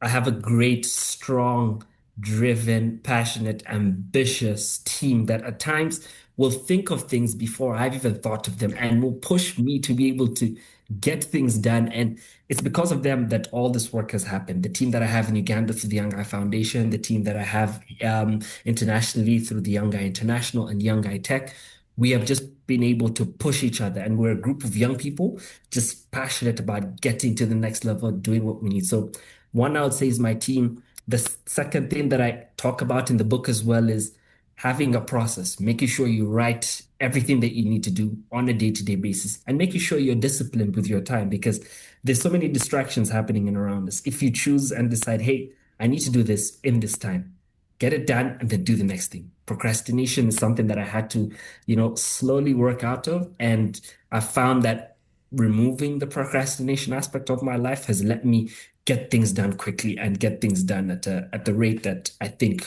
I can do them. So those are the two things I'd say has really helped me with this. You are an impressive young man, and as an old guy sitting here in Kitchener, you fill me with hope for our future, Darren. Kudos to you on all of your excellent work, and thank you very much for joining the show this morning. Thank you, too, for having me. I appreciate it. And anyone that's listening in, Degrees of Change is available on Amazon. Please do go grab your copy. Thank you, Mike, for having me, and have a great rest of your day, everyone. Darren Bain is a graduate of the University of Waterloo, the author of Degrees of Change. As you just heard him mention, make sure you check it out. Get yourself a copy. Is social entrepreneurship the key to changing the world? You'll find out in the book, Degrees of Change. And Darren is also the founder of the Young Eye Initiative. He joins us on the Mike Farwell Show this morning, 570 News Radio and Rogers TV.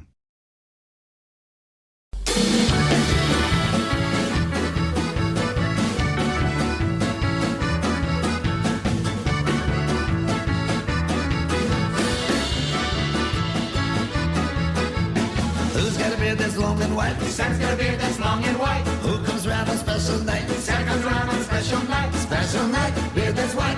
Must be Santa, must be Santa, must be Santa, Santa Claus. You know, it must be a request from Kyle when it's utterly ridiculous. When we talked yesterday on Roast the Host, Lisa called in and shared one of the things that she likes is the personalities of the various characters and the regulars on this show. And she said Kyle and his strange taste in music, some Weird Al Yankovic and Must Be Santa for Kyle by request on this All Request Friday Christmas Songs edition. Fridays also mean our Friday 4 round table where we discuss the week's big stories. And let me tell you, the discussion already started in the studio. So we're going to have ourselves a humdinger here today with our guests. In studio with me, David Drew, host Drew's Views and owner, Negotiating Change, Government Relations and Stakeholder Engagement Strategies. David, good morning.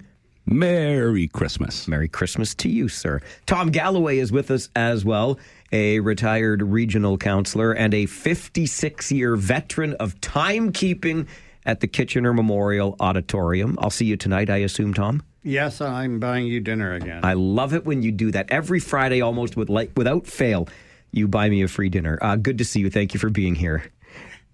And Carl Kiefer joins us as well. Carl, also a former regional councillor and a city councillor in Cambridge. Carl joins us virtually this morning and looks great in that Leafs hoodie and Red Hawks ball cap. Well done, sir. Good morning, Carl. Good morning, Michael. Can you hear me? I can hear you just fine. And Dave and Tom, you can hear Carl as well. Perfect. That's what Devin on the other side of the glass, he's so good at this.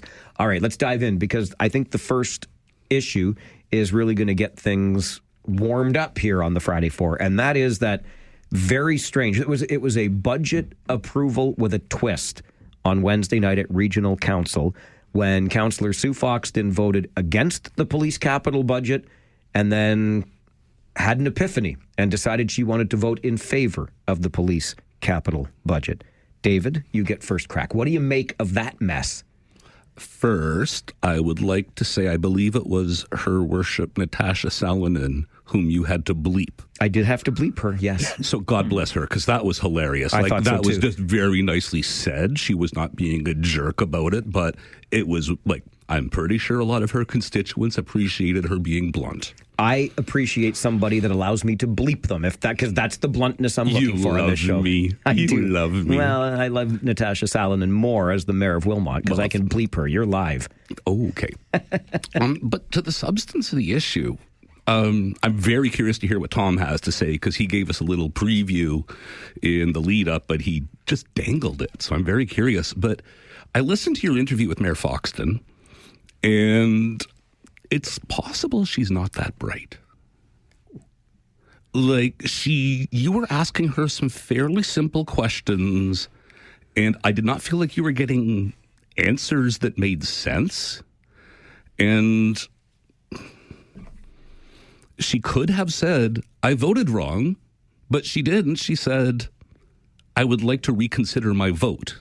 And that is the verbiage that I heard Natasha pick on. It's like, well, the way you're saying this, it's like you intended to vote the way you did, and now you're having second thoughts. Oh. But yeah, I just found that Mayor Foxton was not able to explain what exactly happened. Yeah, it could very easily believe a software error or a glitch, but there's time elements to this, and there's the way she introduced the problem that is not consistent with what she said the problem was. And it could just be some people are not public speakers, and so the active became the passive in the verb tenses, and that set the wrong frame. But that's an easy explanation too. Yeah, the explanation we got was I pushed the wrong button, end of story. No, and then I waited. And then I waited. And then there was a recess. And then. So. Yeah, and after the recess, a member of the Police Services Board and fellow regional councillor Sandy Shantz suddenly showed up. Too much intrigue for my liking. Tom Galloway, what say you? Well, first of all, on the substance of the matter, I think it is possible Councillor Foxton did push the wrong button. I think that's possible. I've seen her do that before. And it may be possible. But to me, that's not really the story. The story is what's really going on in the background here. Then there's two things going on. When I was chair of the board, and I was for... This is the Police Services Board now. Police Services Board. We purchased the provincial courthouse on Frederick Street to move the Central Division from 100 down the street to there. Part of the justification for purchasing that huge building was that's where the comm center could have gone. That's where it would go in the future. When we got to this point in time, which I guess we're getting to soon, that's where the comm center would go. There's a lot of space in there. It's 2 to 3 times bigger than the original division. So I'm not sure what happened between then and now. I'm no longer, of course, there, that we need a $173 million building, freestanding building out on Maple Grove. When we bought this building on Frederick Street to house the communication center, which was anticipated at the time that it would possibly dispatch fire and ambulance as well. And there's the backstory, because there are particularly the city of Kitchener does not want the region getting in the business of anything to do with fire, because they see it as the slippery slope. As soon as you start dispatching fire, then all of a sudden people are going to start calling for one fire department for the entire... As there should be, just for the record. Yeah, and therein lies the backstory. And why it got so acrimonious at council about this switch in vote, where they didn't have the defeat of the capital budget. Not the defeat, but the referring back to the police board. And then all of a sudden... they lost that because of this switched vote. That's the story behind this and why there was so much acrimony involved. Very interesting indeed. Carl Kiefer, you've got experience around these same horseshoes. What do you make of what happened on Wednesday night? Well, Tom, just to start off, Tom, he's outlined the history very eloquently, and it's quite accurate as what he's saying.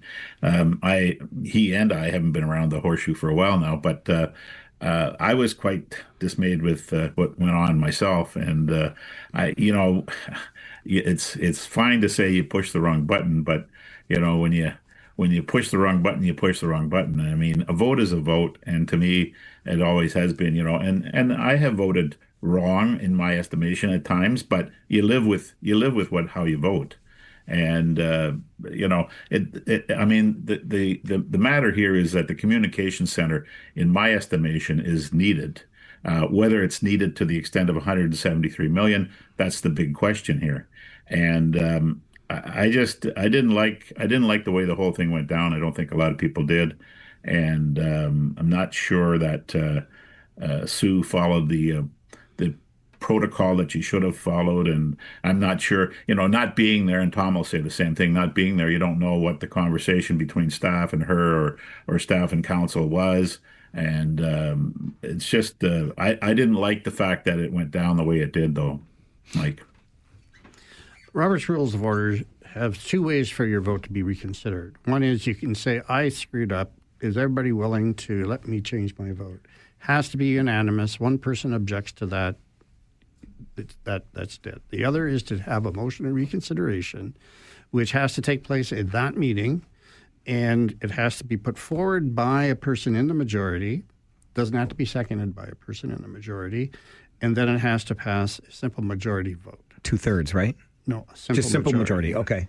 And then the matter is back on the table, and the vote is done again. Would the person making the mistake ask for that? Yes, because in this case, she was in the majority. Right. So, but you have to be in the majority to make the motion to reconsider. Gotcha. So there was a way to deal with this. It probably might not have resulted in much of a change, but really, normally I think people would be accepting of this, but because of what was going on in the background, the people seized the opportunity to not let this happen because they ended up, getting what they want. Well, I think also, if that were to have happened the way you've described it, Tom, those options that do exist within Robert's rules, it would have happened quickly. The fact that it happened after a 10-minute recess is where I'm having the hardest time, because there's a vote in error or a button pushed incorrectly, and then you hear some whispering as they move on to the next item, and all of a sudden we're taking a recess. Certain people recognize that it switched. It went from 8-7 this way to 8-7 the other way. And so they said somebody has changed their vote. They needed time. They wanted to recess. And then obviously they quickly got to her. Yeah, they quickly twisted an arm is what they did. Oh, absolutely. I've seen it happen before. Yeah. Interesting times at Regional Council. Last point, David? Of order. Yes, sir. No, really. Oh, just that's really all it would have taken for her to have dealt with this in the right way. Yeah. You can interrupt everything with those 3 words. David Drew, Tom Galloway, Carl Kiefer with us on the Friday 4 Roundtable this morning. Hey, are we going to get high-speed rail in Canada? At least from, what? What did we do, in Montreal to Ottawa? Sure. Right. I don't believe it, but we'll find out if our panel does coming up on the Mike Farwell Show. 570 News Radio and Rogers TV.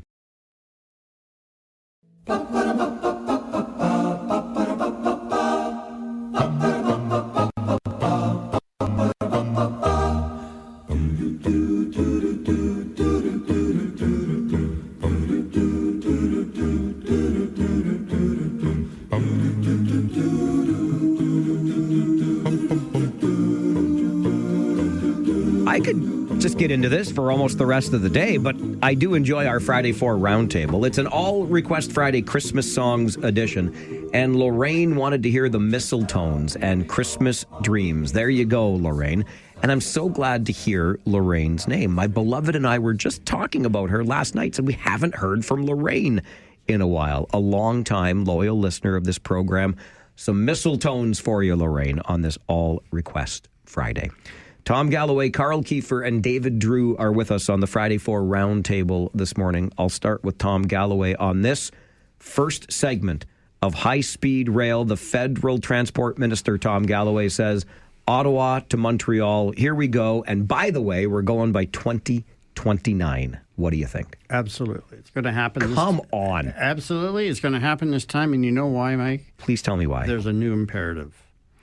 Before, there was no real imperative. Now there's this new imperative with Trump and all of that, and the infrastructure projects that have now become integral to making our economy more independent and moving forward, trying to, replace our, to some extent, our relationship with the United States. And I think for all these infrastructure projects that they've identified, I think they've got a life. A new imperative, a new narrative, and I think you're going to see this one happen. And besides, I'm a real advocate. I know you are, and that's why I'm so glad you're here. And I love the optimism. I wish I could share the enthusiasm with you, but I can't. This is the third rail. For how long have we been talking about this? And now we're itty bitty Ottawa, Montreal for a segment. But something's better than nothing. Carl, what do you think? Well, I'd like to see it too, but I share your thoughts, Mike. I'm not enthusiastic enough about it to happen quickly. It needs to happen. I mean, Canada's got a history of being built on the rails. The high speed thing is so important. If you look around the world, other countries have it. We need it. It needs to happen. But unlike Tom, I don't think it's going to happen quickly because And as you know, and he knows, and maybe Drew too, I'm a fan of LRT, and LRT. For Cambridge is still not happening, and there's no groundbreaking yet, and I'm concerned about that. I would have liked to seen that happen at the same time, regardless of the situation. But that's why I'm thinking this may not happen quick enough, too. But for sure, it's important that we do have a high-speed rail service. There's a line out there that some people say quicker is cheaper. If you look at the LRT, quicker would have been cheaper if you take a look at the costs and here too. So I'm hoping that we can get it at some point in time, but I'm not enthusiastic that it's going to happen quick enough.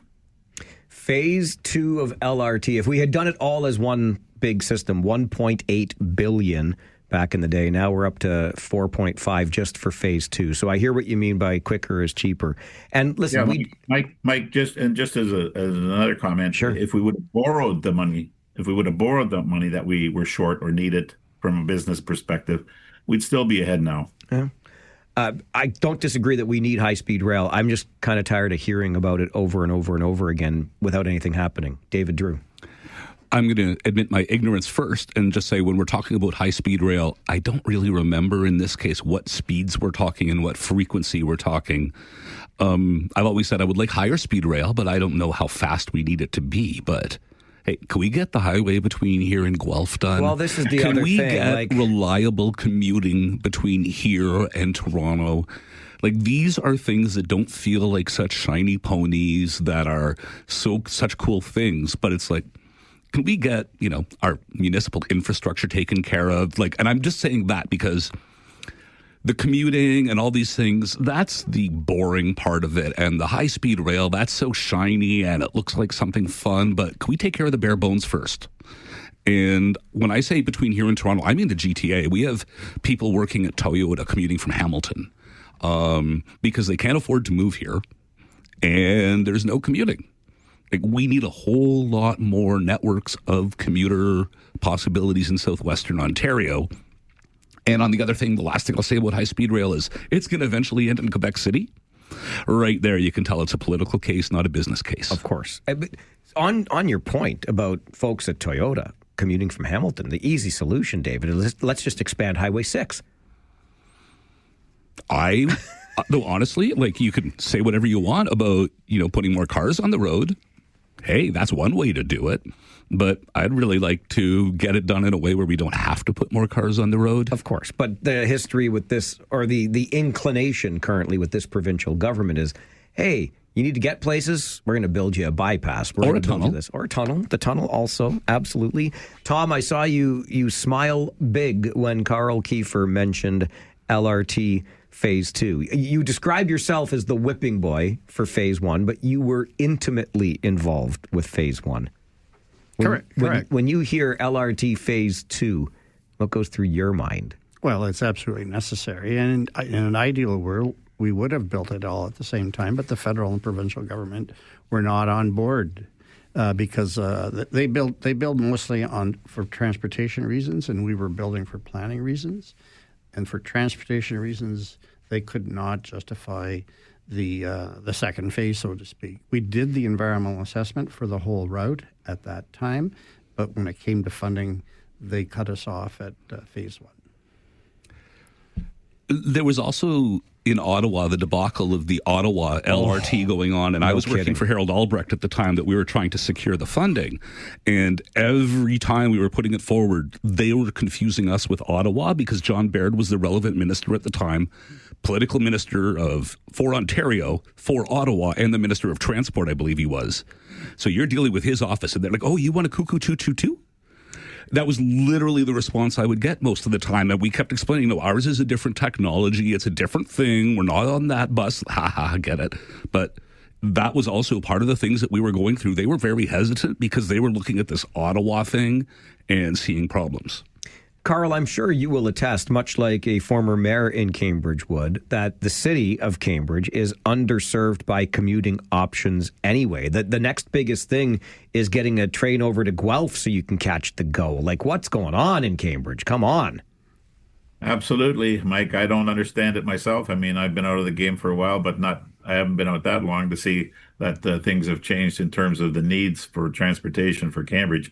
That LRT, make no mistake about it, for Cambridge is needed big time. It's millions and billions of dollars of investment that will be heading into Cambridge. And for, and I understand there's some people on Cambridge Council that are against the LRT, and I just don't get it. Mike. Well, it's going to be interesting to watch that in the next decade or so. It's going to be interesting to watch high-speed rail, however small the segment from Montreal to Ottawa, by 2029. Okay, federal government, okay. Tom Galloway, Carl Kiefer, and David Drew are with us on the Friday 4 Roundtable this morning. We're going to get you an update from the 570 News Center, and then Conestoga College. When I say Conestoga College, what runs through your mind? Did your shoulders just sag like mine did? More layoffs at the school that once was the envy of Ontario colleges. We'll talk about the latest as we continue the Friday 4 Roundtable this morning on the Mike Farwell Show, 570 News Radio and Rogers TV.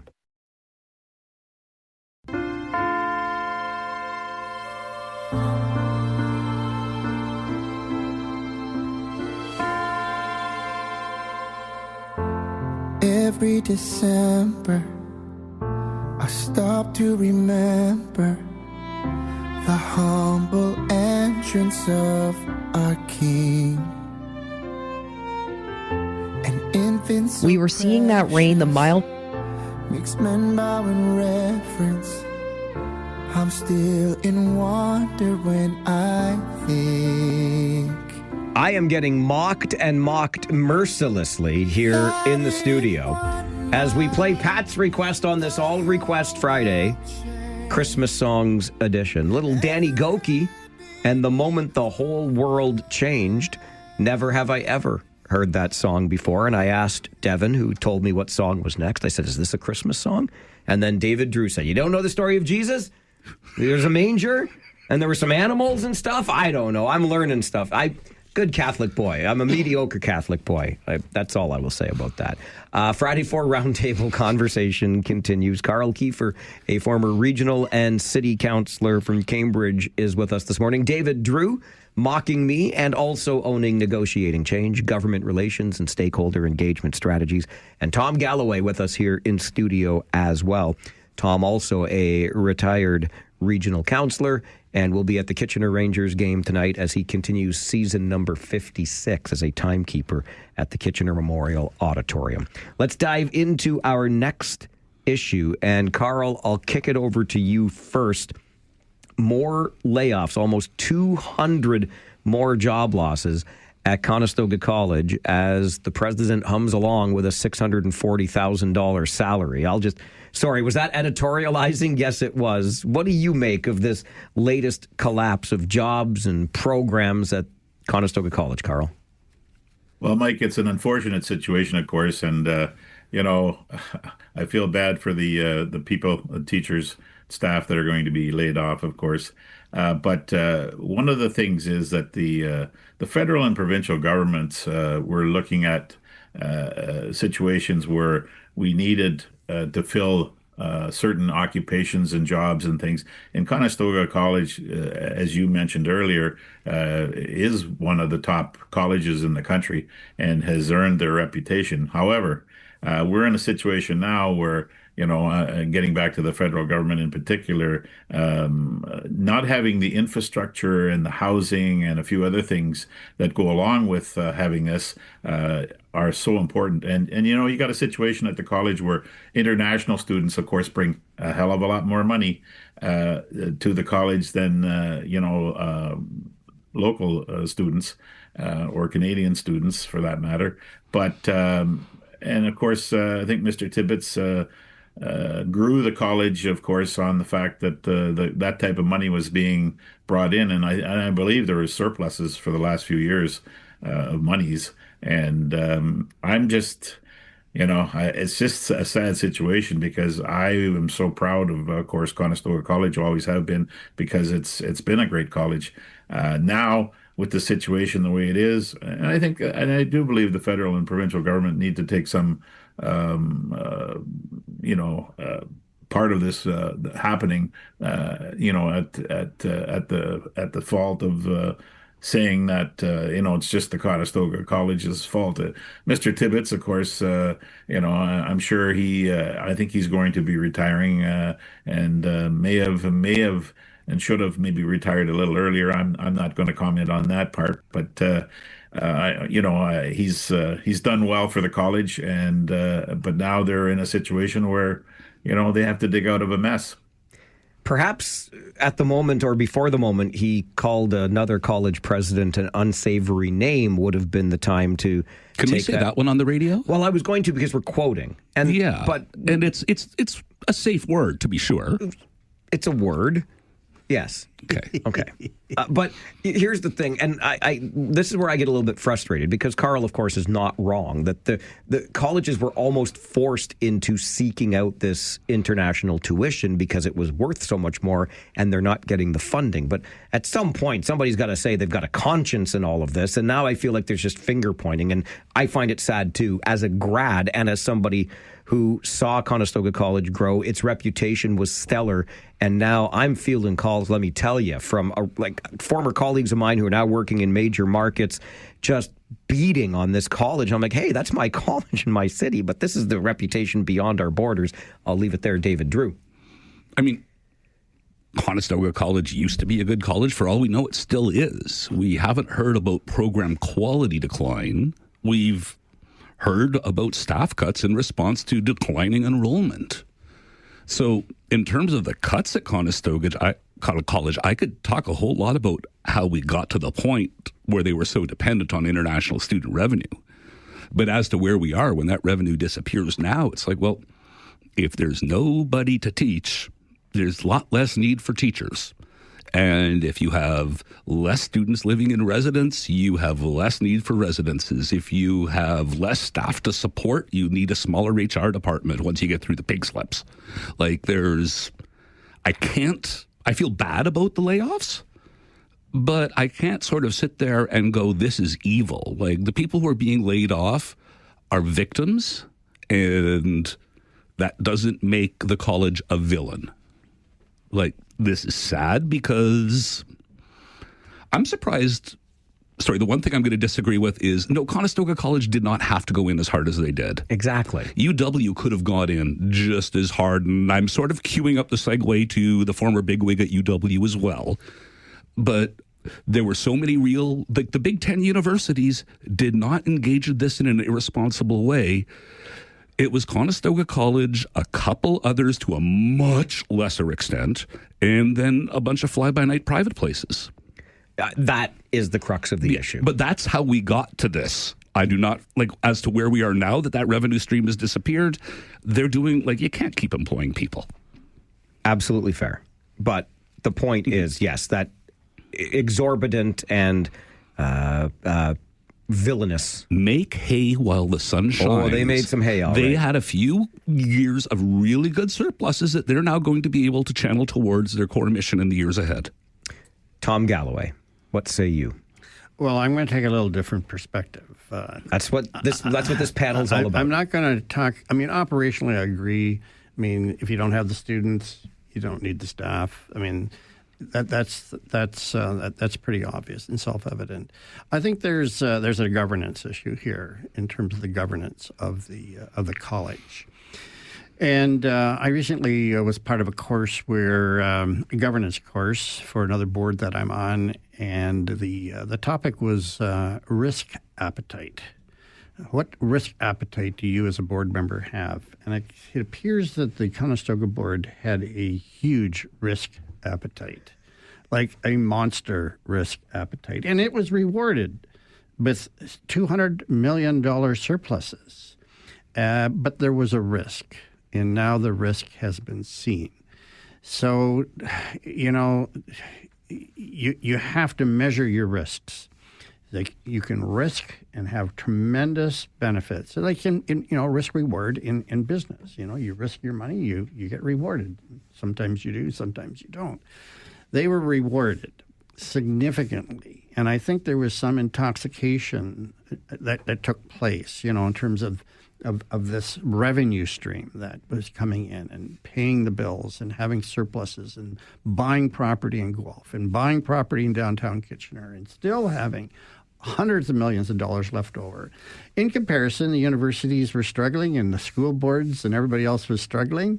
But Conestoga College and some of the other colleges took great advantage of this. But there was risks. And I don't think there was a proper risk assessment at the governance level of what could happen in the event that this gravy train came to an end. And the impact, the people, first and foremost, who are losing jobs, especially now, just before the holidays, oh my goodness, but the impacts on the communities, Tom, where these campuses were established and then suddenly unestablished. That's a far-reaching impact from this risk appetite. Quickly, and I know it's a tangent, but geez, do you think this governance course that you just took because of a board you're sitting on, do you think the Canadian Hockey League or the Hockey Canada could use such a governance course when they're putting together selection committees for the Memorial Cup? I think they need a course on conflict of interest.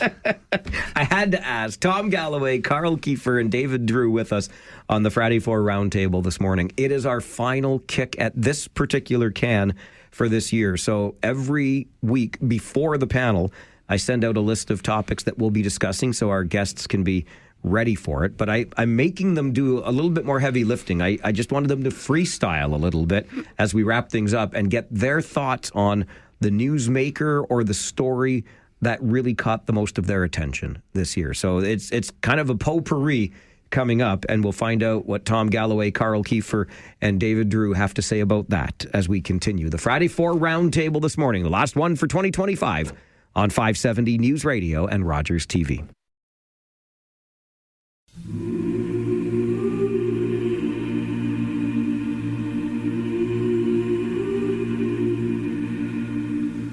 Silent night, holy night, all is calm, all is bright, round yon virgin mother and child. Holy infant, so tender and mild. Yes, I do know this song. It's called Silent Night, performed by Johnny Mathis this morning on our All Request Friday Christmas Songs edition. And that goes out to our friends Francis and Sherry. They made the request. They get to hear some Johnny Mathis on the show this morning. Our Friday 4 roundtable concludes not just for the day, but for the year. So I put our guests to work a little bit harder this time and left it. It's a wide open slate, but I think it gives you a lot to think about as we look back at the past year and ask the question, what story or newsmaker of this past year resonates most with you? David Drew, Tom Galloway, and Carl Kiefer with us on the roundtable. David, start us off. You gave us such a broad spectrum to play with, and I'm still going to cheat. It's shocker. But it's the theme, and I'm going to focus on the Canadian side of this, but it's true everywhere. It's the new normal, the new normals, the idea that the U.S. is not our best friend and trading partner that we're adapting to. The idea that we now have a Liberal Party that is pro-pipeline and pro-resource development. The idea that we have Danielle Smith thanking Ottawa, and we have the Premier of BC getting into fights with Ottawa. It's just all of these, Tom referenced, the idea that we're probably going to get it done on the high-speed rail this time because of this new normal. And it's coming through in all sorts of ways. Pierre Poilievre is looking around for a reason to exist. The NDP has absolutely disappeared because Mark Carney ate their lunch in the last election. And since then, he doesn't seem to have put any effort into retaining those votes. It's a whole different ballgame, and you see it with Conservatives crossing the floor to the Liberals. You see it with the idea that we're probably going to be having a referendum in Quebec after the next provincial election with the collapse of the Liberals. And that very conversation could lead to more Alberta separatism. These are the new normals that have all started emerging in the last year that we're just starting to cope with. It's very interesting. And I must admit, when you said new normal, I got a little shiver thinking, wait a minute, aren't we already in the new normal post-COVID? Then we started calling it the next normal. That's the first thing that came to mind. And just the other thing that we talked about during COVID, because you just cued me on this, but we're not talking about the K-shaped recovery anymore. And that's what we're seeing now. There are people who are skating post-COVID, doing very, very well. And there's a lot of industries and groups that have not recovered economically yet. And that's the K-shaped recovery. And it's almost 2026. Tom Galloway, the past year for you. Well, I don't have quite the courage that David has to go rogue on this question. But I admire David's ability to do that, and a good one at that. But I'm going to be a little more specific. I'm going to use the name Pierre Poilievre. I think Pierre Poilievre is the newsmaker of the year. And it could be other people. I mean, the obvious ones are Trump and Carney and so on. But Pierre Poilievre actually, to me, is the story of the year. And his inability to pivot. So he starts the year with a huge plurality of support. And then along comes Trump. And Trump wants to make us the 51st state. He wants a whole new arrangement with Canada, and Pierre can't pivot. And he has the huge advantage of having the Trudeau Liberals as being very unpopular. And then the Trudeau Liberals do something pretty smart. They bring in an international economist to be their leader, and Pierre Poilievre cannot pivot. And he has to stay on script and he loses the election as a result. And even then, he cannot pivot. He loses his own seat. He gets back in through a by-election. And now, even after the writing is on the wall and Carney's popularity is and he's losing members, he's leaking to the Liberals, he still cannot pivot. And to me, that is the story of the year. Very interesting. Does he survive his leadership review next month? Okay, he does because of how that's conducted. Okay. Carl Kiefer, bring it over to you. What's your big story, and why is it the 23-0 start for the Cambridge Redhawks this year? That's a story. Redhawks are great, that's for sure. Don't forget the Rivulets. They're a good team, too. Thank you. I appreciate that. You betcha. Well, I liked David's synopsis, that he had, and somewhat of Tom's. But I'm going to go with the obvious that Tom was pointing out. Some people would pick, and I'm going to say Trump. That's been to me. That's been well. I like to use the word horror show. He is something to. I just the words can't describe the man. I mean, how I don't understand how anybody could make a deal with a guy who changes his mind 5 minutes after he makes it up, and it's been consistent. The fact that he's insulted Canada by saying, they're going to be the 50, or they should be the 51st state, is totally ridiculous. I've watched him insult leaders of other countries time and time again, and he, in terms of Canada, I just don't get it. We're the biggest trade partner that the U.S. has, and biggest friend, and we've been allies in wars. And are you kidding me? And this guy makes the news every day. Every day, there's a story about him and a different story, and it's just consistently, this upheaval or horror show, as I like to call it. And I don't know, Mike, if you could subscribe to a better soap opera than what he's got going there. David, I see that look on your face. Well, just to follow up on what Tom was saying, I can see where he was going with Pierre Poilievre, but I still think the biggest loser would have to be Jagmeet Singh. He lost party status. When he resigned, he said, I have announced to the leader of the party that I have resigned as leader of the party. He brought the NDP lower and lower all the way along. They don't have party status now. They're irrelevant to the conversation. Trudeau, at least he's dating Katy Perry. Carl, with midterms coming up in the States, do we see any change from Donald Trump in the year ahead? Oh, I think you're gonna. Yeah. I think you're gonna, Mike. I think people are realizing, folks are realizing that the the grocery bills aren't being lowered, and things that he said were going to happen aren't happening. So I think you're going to see the Democrats, improve on the situation.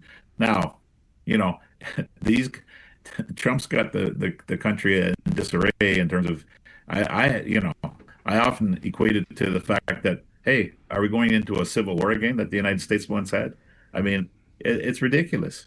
It is a wild time indeed, and a soap opera is a good description of it. Carl Kiefer is a former Region of Waterloo and City of Cambridge councillor. David Drew is the host of Drew's Views here on the radio station and the owner of Negotiating Change, Government Relations, Stakeholder Engagement Strategies. And Tom Galloway, a former regional councillor as well, former city councillor, former school board trustee, and 56 years in running as a timekeeper with the Kitchener Rangers at the Memorial Auditorium. Thank you all very much for spending some of your Friday with us, and enjoy the weekend ahead.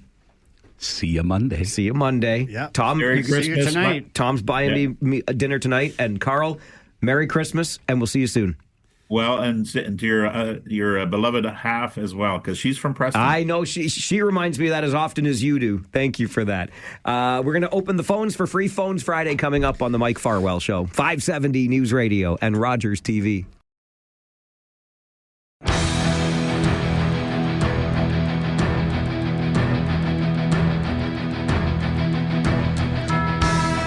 I guess this is why Heather is a member of Farwell's force. Number 92 to be exact. She wanted to hear some Christmas Eve Sarajevo by the Trans-Siberian Orchestra. And so she gets to hear that because it is an all-request Friday, Christmas Songs edition. You make the request, we play it. The theme today, because it's our final day before the Christmas break. It's our final Friday, final all-request Friday. I'm still here Monday and Tuesday. Don't abandon me in my time of need. But it's our final Friday, so we went Christmas music before the Christmas holiday. Free phones doesn't change on Fridays. Not that we give you a free phone, but we make the phones free for your calls so we can have a conversation started by you. And the phone line's already getting busy, so let us begin with Jersey Bill, Farwell's Force member number 12. Good afternoon, Billy. Hey, hello, and Merry Christmas. Yeah, so Merry Christmas. Couldn't get in yesterday. It's just amazing how many folks wanted to roast or rave you yesterday. I'll tell you what, you open up the phone lines for some criticism, and you can't stop the phone calls. and you did respond to my email. I don't mean to be harsh, but I just think you're too idealistic when it comes to politics. I think you have to see politics in this kind of real, as I say, horse trading, and I don't think that the Prime Minister is going about actively recruiting conservatives. Oh, yes, he is, Billy. Oh, yes, he is. Well, no, he's putting forth policies, and they're being attracted to his policies, and I would also have to say his personality. They're making this choice based on policy and personality. What this means for the individual members' continued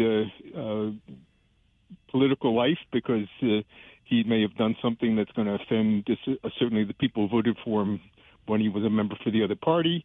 That remains to be seen. I also, in terms of, and it just seems to me also that, people will continue to talk about changing the voting system, and it probably should be done. Some sort of proportional system maybe should be put in place. But as long as it's this two-party duopoly, I just have to. I know you're very affectionate toward Mr. Schreiner and the Green Party, and yeah, they put forth certain decent policies and all. But I'd like to see everything being done pragmatically and rationally, and people who have pragmatic and rational ideas, let's say slightly to the left, sort of get together and make sure those ideas come through, rather than the more business-oriented conservative side. But as long as you have especially in Ontario, a Liberal Party, an NDP party, and a Green Party, who essentially I think say pretty much the same things, but stand in each other's way in terms of making a united front, I don't think it serves anybody's interest that way. But that's my opinion. And that's what Free Phones Friday is for. Thank you, Billy. I'm not sure how affectionate I am towards the Green Party. If I heard Billy right, I quite frankly, if I'm being honest with you, which is the only way I know how to be, I don't understand the Green Party. Provincially or federally, 1 seat, 2 seats, whatever. I do like Mike Schreiner, though, an awful lot as a person and as a leader. I think he does the job effectively, such as the job is when you have 2 seats in Ontario. But that notwithstanding, I will admit, yeah, Billy, I may be a bit of an idealist when it comes to politics. Heaven forbid I want people to conduct themselves with this little thing we call integrity. Would that be nice? How about we just conduct ourselves in political life with integrity? Lovely that would be, wouldn't it? Conservative Charlie is next on Free Phones Friday. Good afternoon, Charlie. Hi now, Mike. Hello. Hey, in your last segment on the Friday 4, that Carl Kiefer, he was almost giddy when he talked about his support for the light rail coming to Cambridge. He was, yep. And he talked about all the investment coming to Cambridge, Mike. Well, now, I would say to Carl, maybe he didn't look at page 1 of today's Waterloo Region Record, titled Condo Market Sees Correction. Condo sales are down 94%. And, Mike, the picture in the record shows 3 high-rise condo buildings very close to the LRT. And according to the record reporter Jeff Outhead, nobody wants to buy a condo today. So, Mike, developers have built many high-rises along the LRT route, but it seems like the LRT is not a major attraction. So the old saying, if you build it, they'll come, it just might not apply to the LRT, Mike. All right, Charlie, I appreciate the call. I have a completely different, a 180-degree different perspective on that. The buildings are there, and many of them, when you dive deeper into that article, many of them, these condominium towers, were sold out before shovels were even in the ground, like sold out. Usually I think they go for 80% before they start building. They're sold right out. The money's already there. It's already been invested. And the developer quoted in the story also says, look, this will turn around, because he's been in the business long enough to know that you go through the ups, you go through the downs. There's no question there's a down right now. I don't think that has one itty-bitty, teeny-weeny little thing to do with LRT. It's got a very big thing to do, in my opinion, with the economy currently. And I don't think there's a whole lot of anything being bought and or traded and sold, whatnot have you. So I hear your point, and I know that you are opposed to the spending on phase 2 of light rail, and that's perfectly fair. For me, that argument doesn't wash for the reasons I just stated. But hey, you are entitled to share your perspective on it. Robert is next with us on Free Phones Friday. Good afternoon, Robert. Hey, Mike. How you doing? I'm doing great, thank you. How are you? I'm doing all right. It was a couple of days ago. I think it was on your headline below and everything. They were talking about that infection that was going around, the influenza at the hospitals in Guelph. Am I correct on this? I'm trying to remember the headlines myself because I don't put the headlines on the TV screen, and I don't see the TV screen while I'm in here. But I think I do remember hearing something about flu and Guelph. Yes. Yeah. So what I'm trying to get at is that people need to take this whole flu thing serious, and they need to go and get vaccinated. And if they don't have their COVID shot, go get it. Like this whole misinformation that's going around about all these vaccinations, that all these negative things it's going to do, is making it so that we have a bottleneck of people that do not want to get vaccinated. And it's actually making it so that we won't have herd immunity. And it's going to be, you go see your grandparents or you go see your uncles or aunts, here's a Christmas present, I'll give you a bug. You want a bug? Here's a bug. Here's a bug. Here's a bug. You know what I mean? And if we get vaccinated, then we won't be spreading germs around. Well, listen,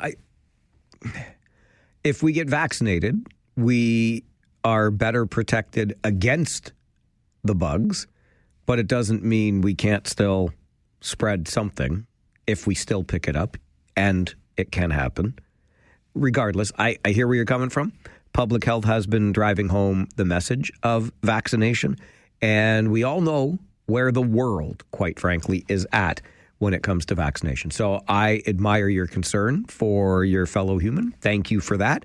And if folks want to get their flu shots, they are readily available as we speak. My beloved got hers not 2 weeks ago, maybe a little more than that now.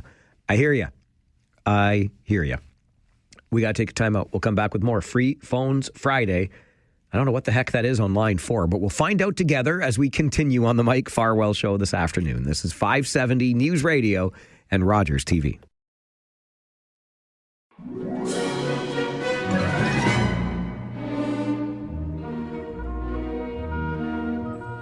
Raindrops and roses and whiskers on kittens, bright copper kettles and warm woolen mittens, brown paper packages tied up with strings. These are a few of my favorite things. Cream-colored ponies and crisp apple strudels, doorbells and sleigh bells and schnitzel with noodles, wild geese that fly with the moon on their wings. These are a few of my favorite things. They are her favorite things. That is Vanessa Williams and My Favorite Things on this All Request Friday Christmas Songs edition. Andrea wanted to hear that one. And an interesting choice because yesterday when we were talking about Christmas movies that we have added to the catalog of Christmas movies, what other ones are we now adding since, we've added Die Hard and whatnot? I was asked the eternal question, what is it that makes Sound of Music a Christmas movie anyway? Beats the heck out of me, but we do what we want in this life, don't we? Just like you do what you want on Friday afternoons at this time, we open the phone lines so we can hear directly from you on Free Phones Friday. You bring the topic, I answer the phone. Preston Paul, Farwell's Force, member number 45. You're next. Good afternoon. Good afternoon, Mike. I want to ask you how you are, so we know how you are. Thanks, buddy. I got a couple of things. The first one is that embarrassing story about those OPP officers giving a ticket in a parade.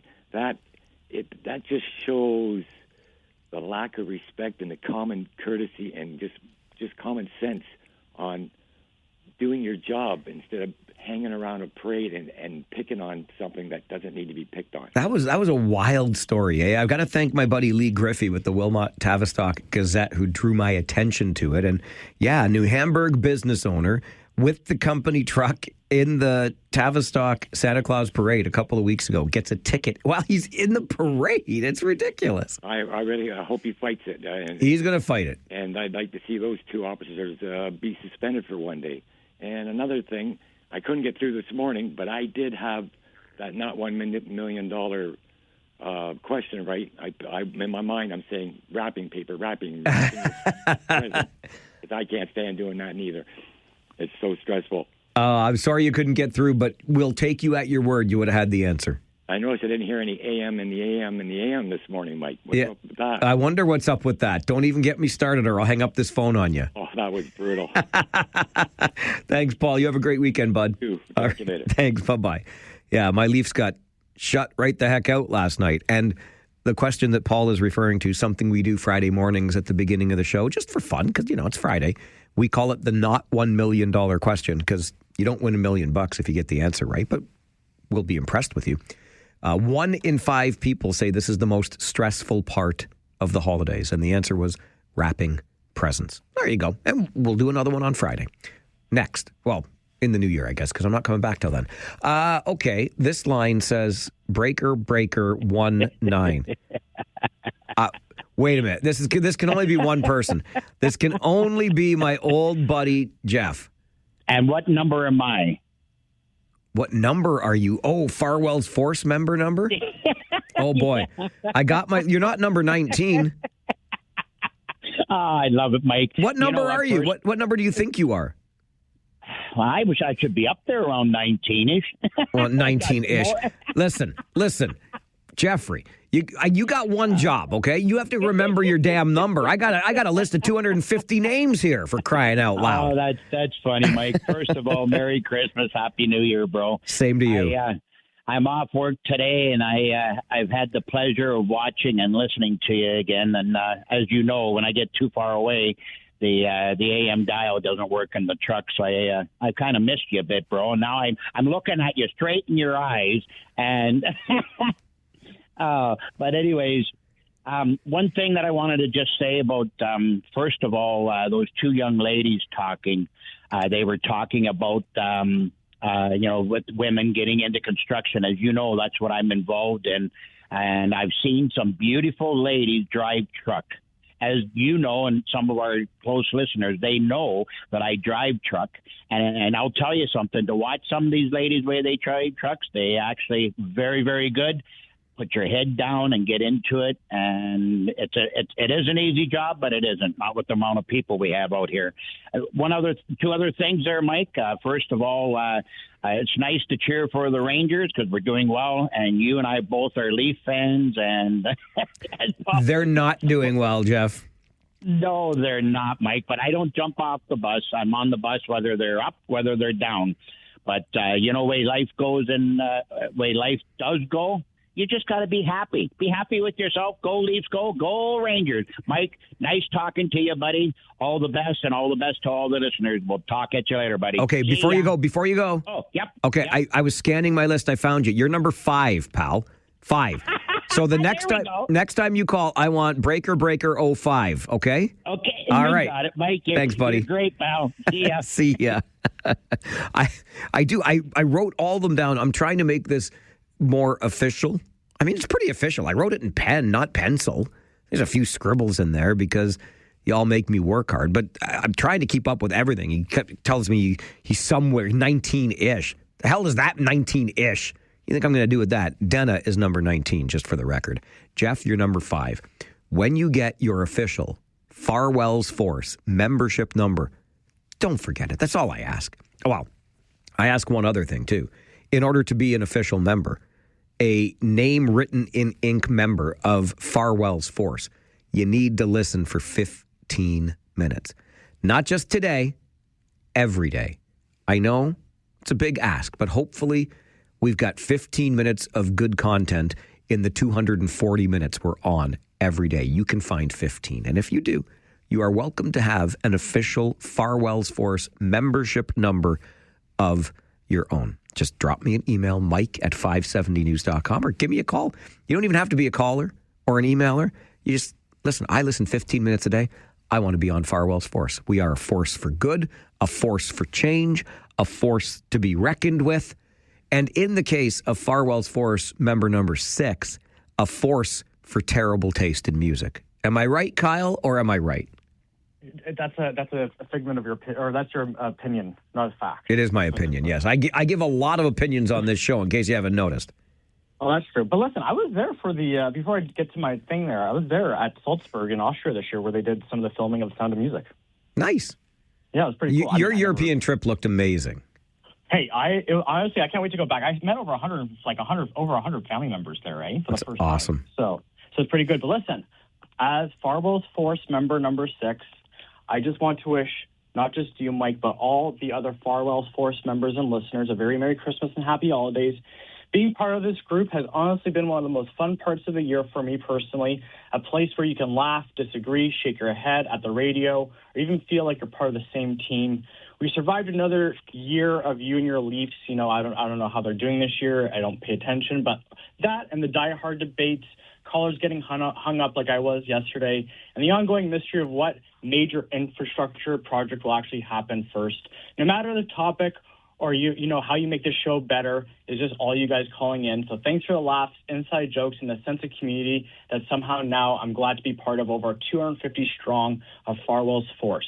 So Merry Christmas to you, my friend. Enjoy the holidays. I'm sure I'll talk to you Monday or Tuesday, the last 2 days, but I just wanted to wish everybody a very Merry Christmas and Happy New Year. Thanks, Mike. Thanks, Kyle. I appreciate that. And thank you for mentioning Monday and Tuesday. I know it's that kind of day, right? School's going to be done for the Christmas break. We're heading into holiday mode. Many of you probably have time off. I had time off booked next week, but then I thought, you know what? Here's what's going to happen. We're going to come in next Monday and Tuesday and really prime the pump for the holidays, okay? And what else am I going to do anyway? Sit on my derriere and eat bonbon? Well, I mean, I actually would do that. Who am I kidding? But I'm not. I'm going to come here, I'm going to make my coffee, and we're going to have a show together next Monday and next Tuesday. We'll do some year-end conversations with local leaders and provincial leaders, and we'll have a relaxed, gather around the radio kind of couple of days, talking about the holiday season and maybe some of our favorite memories. So please make some time in your busy schedule if you can. 15 minutes, it's all I ever ask for. Next week, Monday and Tuesday, and we'll continue these conversations. And there you go with Kyle's wishes for the rest of Farwell's Force. He is number 6. And it sounds to me like Kyle is like doing homework now. It sounds like he's preparing his notes before he calls in. That's a different kind of Kyle. You can prepare or you can just go off the cuff. It's up to you. Free Phones Friday continues. You bring the topic, we answer the phone, and who knows where it goes from there. This is the Mike Farwell Show, 570 News Radio and Rogers TV.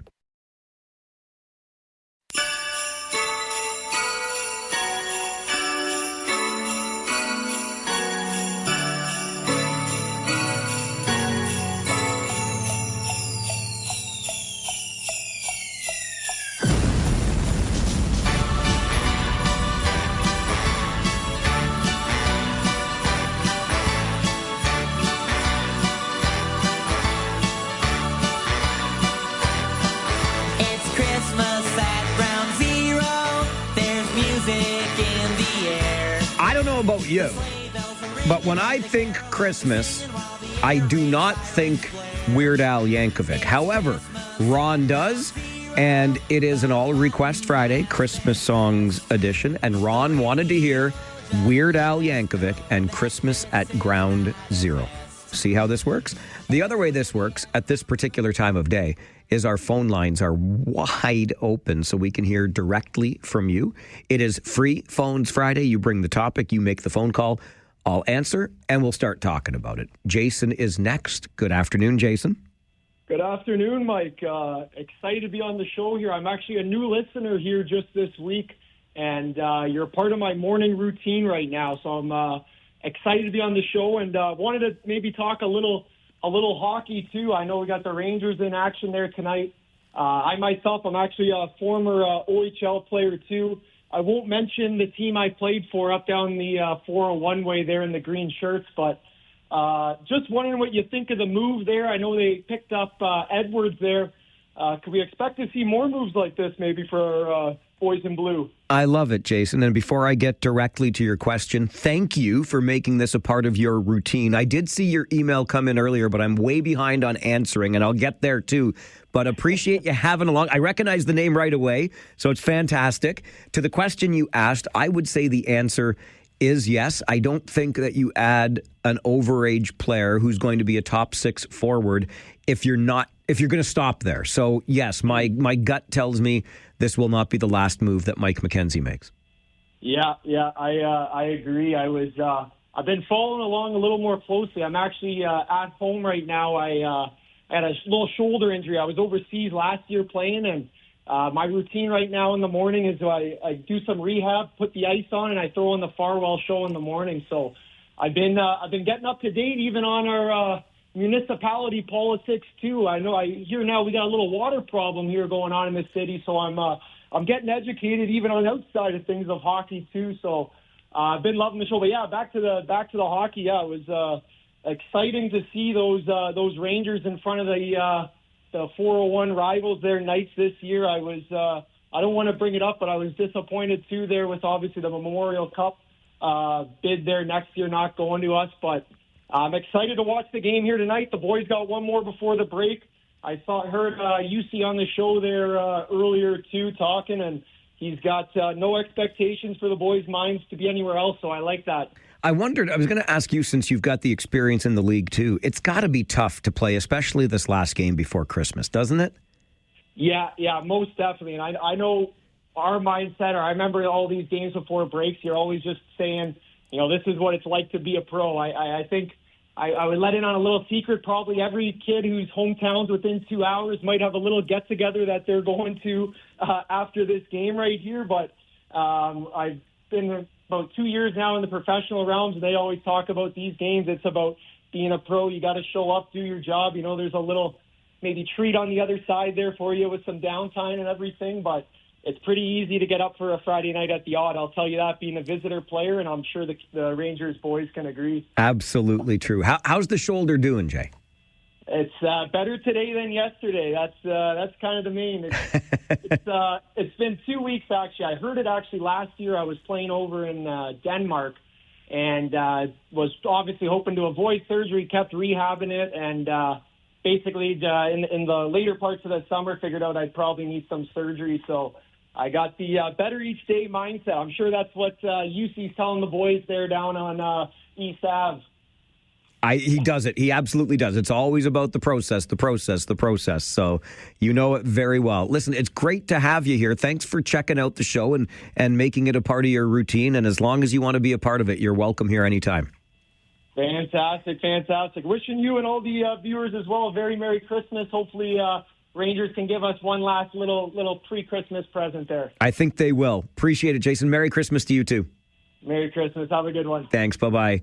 Great to hear from a former OHLer out in Denmark last year, and he finds the show. He's a good local boy.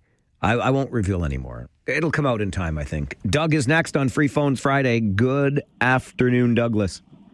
Hello, Mike. Hello, Doug. How about a little bit of Throwback Thursday? What does that mean? Thick skin? Oh, no. I went, Doug, come on. I did this yesterday. I know you did it yesterday. And I called in early in the morning, and you must be in really good shape because you jumped to conclusions as fast as that. I was not online to be involved with that. I was online because you had mentioned something about our population going down, and we're now just over 42 million, which means it's taken us almost 60 years to double our population. Remember Bobby Jimby? And now we're 20 million and 67. So that was my main thrust for calling. I'm sorry. I was just so pressed for time because I had to get to the Sue Foxton interview. So, okay. I know you did. I did jump to a conclusion, though. You're right. That's all right. The only thing I was going to say was if you were still thick-skinned, if you're going to decorate the broadcast there a little bit more, you're going to need a bigger ladder. All right, fine, Doug. Fine. Make short jokes. Go ahead. I'm short, I'm bald, and I'm stupid. I can't hide any of those things. Oh, you're not stupid. Merry Christmas, Douglas. Merry Christmas to you, Mike. And I got to sell a picture from dinner, and I'm sure your beloved really wanted to be in the picture with you, but somebody had to do the honor. So anyhow, it was great to see you out with all the people in that studio. You all do such a great job, and we're the ones that benefit. So have a Merry Christmas, and we'll talk to you next week. I look forward to that. Thank you, Doug. Doug was with us right at the beginning. yesterday. So let me just bring you back to that. I did mention, because the stat was pretty surprising. First time in 80 years of record keeping, a population drop over I think it was the year. Was it just the quarter? It was pretty much the year, I think. I'm pretty sure it was the year. 80,000 people. So a decline, and we ain't seen one of those in 80 years. So I just shared it as an interesting factoid, and obviously Doug thought it was interesting too. And then had to hustle along. When he asks if I still have a thick skin, that's because yesterday during this hour we did Roast the Host, where I opened up the phone lines and just let you give me all the feedback, good, bad, otherwise. And it was all, I was shocked, to be honest. It was all good. I was all good. And I appreciate you for that. Believe you me, I do. When I got home last night and my beloved said, I was so anxious for you. I was worried what was going to happen. I'm like, you were. But anyway, it turned out great. And then after your review of me, I had my boss's review of me, and that also went really well. Everything came up roses. And the picture that Doug was referring to is of the team here at 570 News Radio. A bunch of us got together for a not holiday dinner last night, and the picture is on our show Facebook page. So if you want to put some faces to names and voices here at the station, that's where you can go to do that. Facebook.com/The Mike Farwell Show. We had ourselves a grand old time together. It's nice to do that outside of work once in a while. Tony is with us on Free Phones Friday. Afternoon, Tony. Afternoon, Mike. I just tuned in, so I apologize for only tuning in now, but I've been busy Christmas shopping. That's all right. You got to do you, buddy. Yeah, I wanted to ask you, what are you asking Santa Claus for Christmas this year? World peace. No, really. Well, besides world peace, that's a standard answer. Okay. What do you really want? What do you really, really want? A Stanley Cup for the Toronto Maple Leafs. Oh, I was thinking the same thing. But after last night, Mike, I don't know, man. I think the parade's off. Tony, listen, I don't know what's going on this year. Oh, what are we going to do, Mike? Well, I'm not going to give up on them, but I don't know if I have it in me if they're going to say, we have to do a full rebuild again or something like that. I don't know. I don't think I could handle that. I don't think I could either. I mean, Tony, no offense, but we're not getting any younger, pal. Well, listen, I was born in 67, so technically I've never seen a cup. Same. I'm born in 71. Just once before they lower me down, I'd like to see at least one. Just one. Just one. That's all I'm asking, too. Yeah. Me too. All right. Merry Christmas, buddy. Keep up the great work. Thanks very much, Tony. I really appreciate that. And that line, I just want to see one before they put me down. My dear friends, Paul and Arlene, I met them through the Farwell for Hire campaign, and they have I love them. I love them to pieces, and we get together, even though they don't make me do anything for Farwell for Hire anymore. We use it as an excuse to get together at least once a year, and they bought me a T-shirt that says "Just one before I die," and I wear it proudly. I wore it to the Leafs game my beloved took me to last year. She bought me Leafs tickets for a game in Buffalo for Christmas last year, and I wore that T-shirt. Just one before I die. And I'm not sure that one is coming in 2026, but remember this, Tony. Remember this. Our coach now, Craig Berube, was the coach of the St. Louis Blues in 2019, and they were last place in January, and they went and won the whole ding-dang thing. So you're telling me there's a chance. Free Phones Friday continues on the Mike Farwell Show. 570 News Radio, Rogers TV.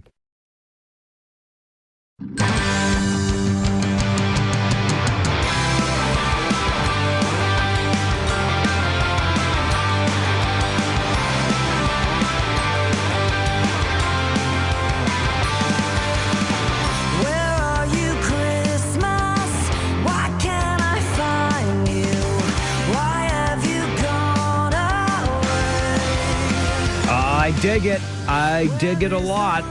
Where Are You Christmas by the Pretty Reckless, by request from Clinton. Farwell's Force member number 35 on this All Request Friday Christmas Songs edition. Remember, I said this earlier, this is usually one of our most popular request days. And the good news is we always do requests on Fridays, and if we ever have more requests than we have room to play songs, they end up on the cutting room floor, so to speak. But I'm going to be here next Monday and Tuesday, and why not play Christmas music days away from Christmas Day? So if you didn't hear your request today, I'm just going to bump them to Monday and Tuesday, which also means I think we will have a few more openings even available that have not yet been filled with requests. So if you want to hear a particular Christmas song, I think I'm just going to play Christmas music next week anyway, because why not?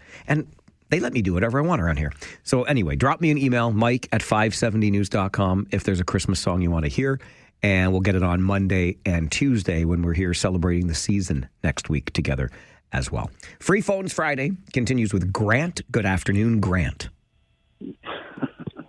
You're funny. What did I do? I don't know. Okay. You just think I'm funny in general. I like it. I'll take it. Well, that's good. You got a good review. If you didn't, I think you would.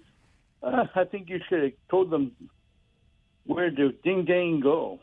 What? No. Why would I do that? I would not have gotten a good review if I told my boss where to go.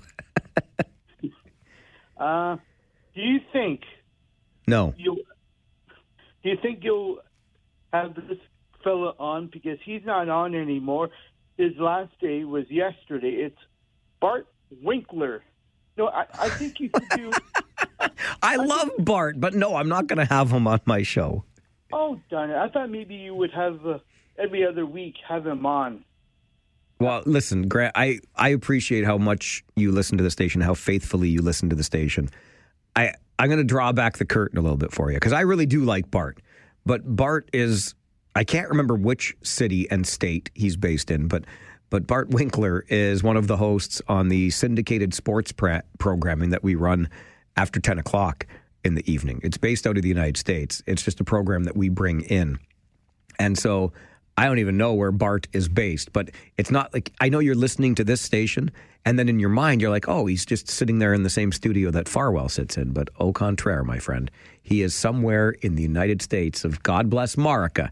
And I don't have any intention, as much as I like his work, I don't know Bart at all. And so I don't intend on having him on the show. I don't want to mislead you in any way and give you false hope about a guest that will never appear. But that's also the background on Bart Winkler. He does good work, though. He does. Francis, my friend, good afternoon. You're on Free Phones Friday. Yes, number 36, as you know. Oh, let me see. There it is right there, 36 on the official list of Farwell's Force members. Yes, sir. Yeah, I have a rave for the whole staff, but especially, now I don't want to pick on anybody, but she's so sincere, and I think she should get a special bonus, is Jen. She seems like a granddaughter to me. She's so sincere, and she really makes you feel special. And she always ends, because she knows me, with God bless. Okay, wait a minute. Are you talking about Jen, who sometimes answers the phone? Yes. Okay, and you're giving her a huge shout out. She's not even here. Francis, like if Jen cared, she would be here every damn day. Let's be honest. Oh, I'm sure she cares, because like I say, she really makes me feel special, and I'm sure she does for a lot of other people. And I say blessings to her, and she needs a bonus. God bless. God bless, Francis. Thank you. I'll tell you what, Jen chafes my chaps. That's what. No, I'm kidding. It's just a joke. I was just having a little bit of fun, and I'm glad that, Francis, you feel comfortable and appreciated when you phone. I appreciate you too, but apparently you don't want me to get a bonus. Fine for you. Tough noogies, Farwell. Afif, you are on Free Phones Friday. Hey, good afternoon, Mike. It's sort of a small roast for you. A small roast that was yesterday, pal. What? You're really pushing your luck, you know. I couldn't get in there, so that's why I just wanted to tell you right now. Okay, go ahead. So first of all, you should forget your team, because nope, not going to happen. Only with this season. Nope. Not least. Which team? Steelers. I already did. Don't worry about it. Okay. And second of all, you work too hard, so you got to work less. All right. Thanks, Afif. You too. I love that you think I work too hard when the nature of my work is sitting. Like, I sit right here. You realize that, right? I will admit, at the hockey games, I stand. I like standing when I do play-by-play. But here, I sit. I've got everything positioned perfectly, so I barely have to move an inch to talk into this microphone. Work hard. I hardly work. John, Farwell's Force member number 67. Good afternoon, my friend. Well, good afternoon and a Merry, Merry Christmas to you, Mike. You know I do more than my 15 minutes a day. I know you do, my friend. I just, well, you had a caller on earlier, and I'd like to reiterate what he said about what joy the Mike Farwell program brings to a number of people. But I know this morning, Mike, I just wanted to turn the screws a little bit because I wanted to let you know that I've got my Christmas present already. Just to know that your team is in the turmoil they are in makes my heart just explode with joy and happiness. Also, I'd like to let you know that there's a big secret coming from Mopars. They're going to be returning to something they did years ago. So Mopar Fest has got a big surprise for everybody in 2026. And I promise that Mike Farwell will be the first one to know about it. I love it. I look forward to that. But also, I hope you get a lump of coal in your stocking. All the best to you, Mike. You too, my friend. Thank you very much. He's a fan of the team that shall not be named, that Johnny. I don't know. All right, Walter, I don't have much time, so I'm going to give you the last word. Okay. Hey, thanks, Mike.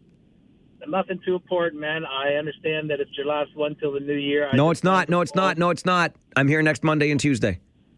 Oh, okay. Yeah, but I was misunderstood then. Okay. Well, anyways, I just wanted to wish you Merry Christmas and all that. I mean, you know, we talk from time to time, and I enjoy it. So I just want to, you know, give a shout out to you that I really like what you do, buddy. Thanks, pal. I really appreciate that. And listen, come next week. Next week, be here next week. Monday, Tuesday. It'll be even better because I'm going to need the help. It's going to be a quiet week.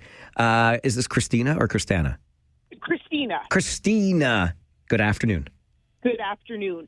Mike, you're a big guy in the hockey world with the Rangers. Is there not some way you cannot talk to the Leafs and do something?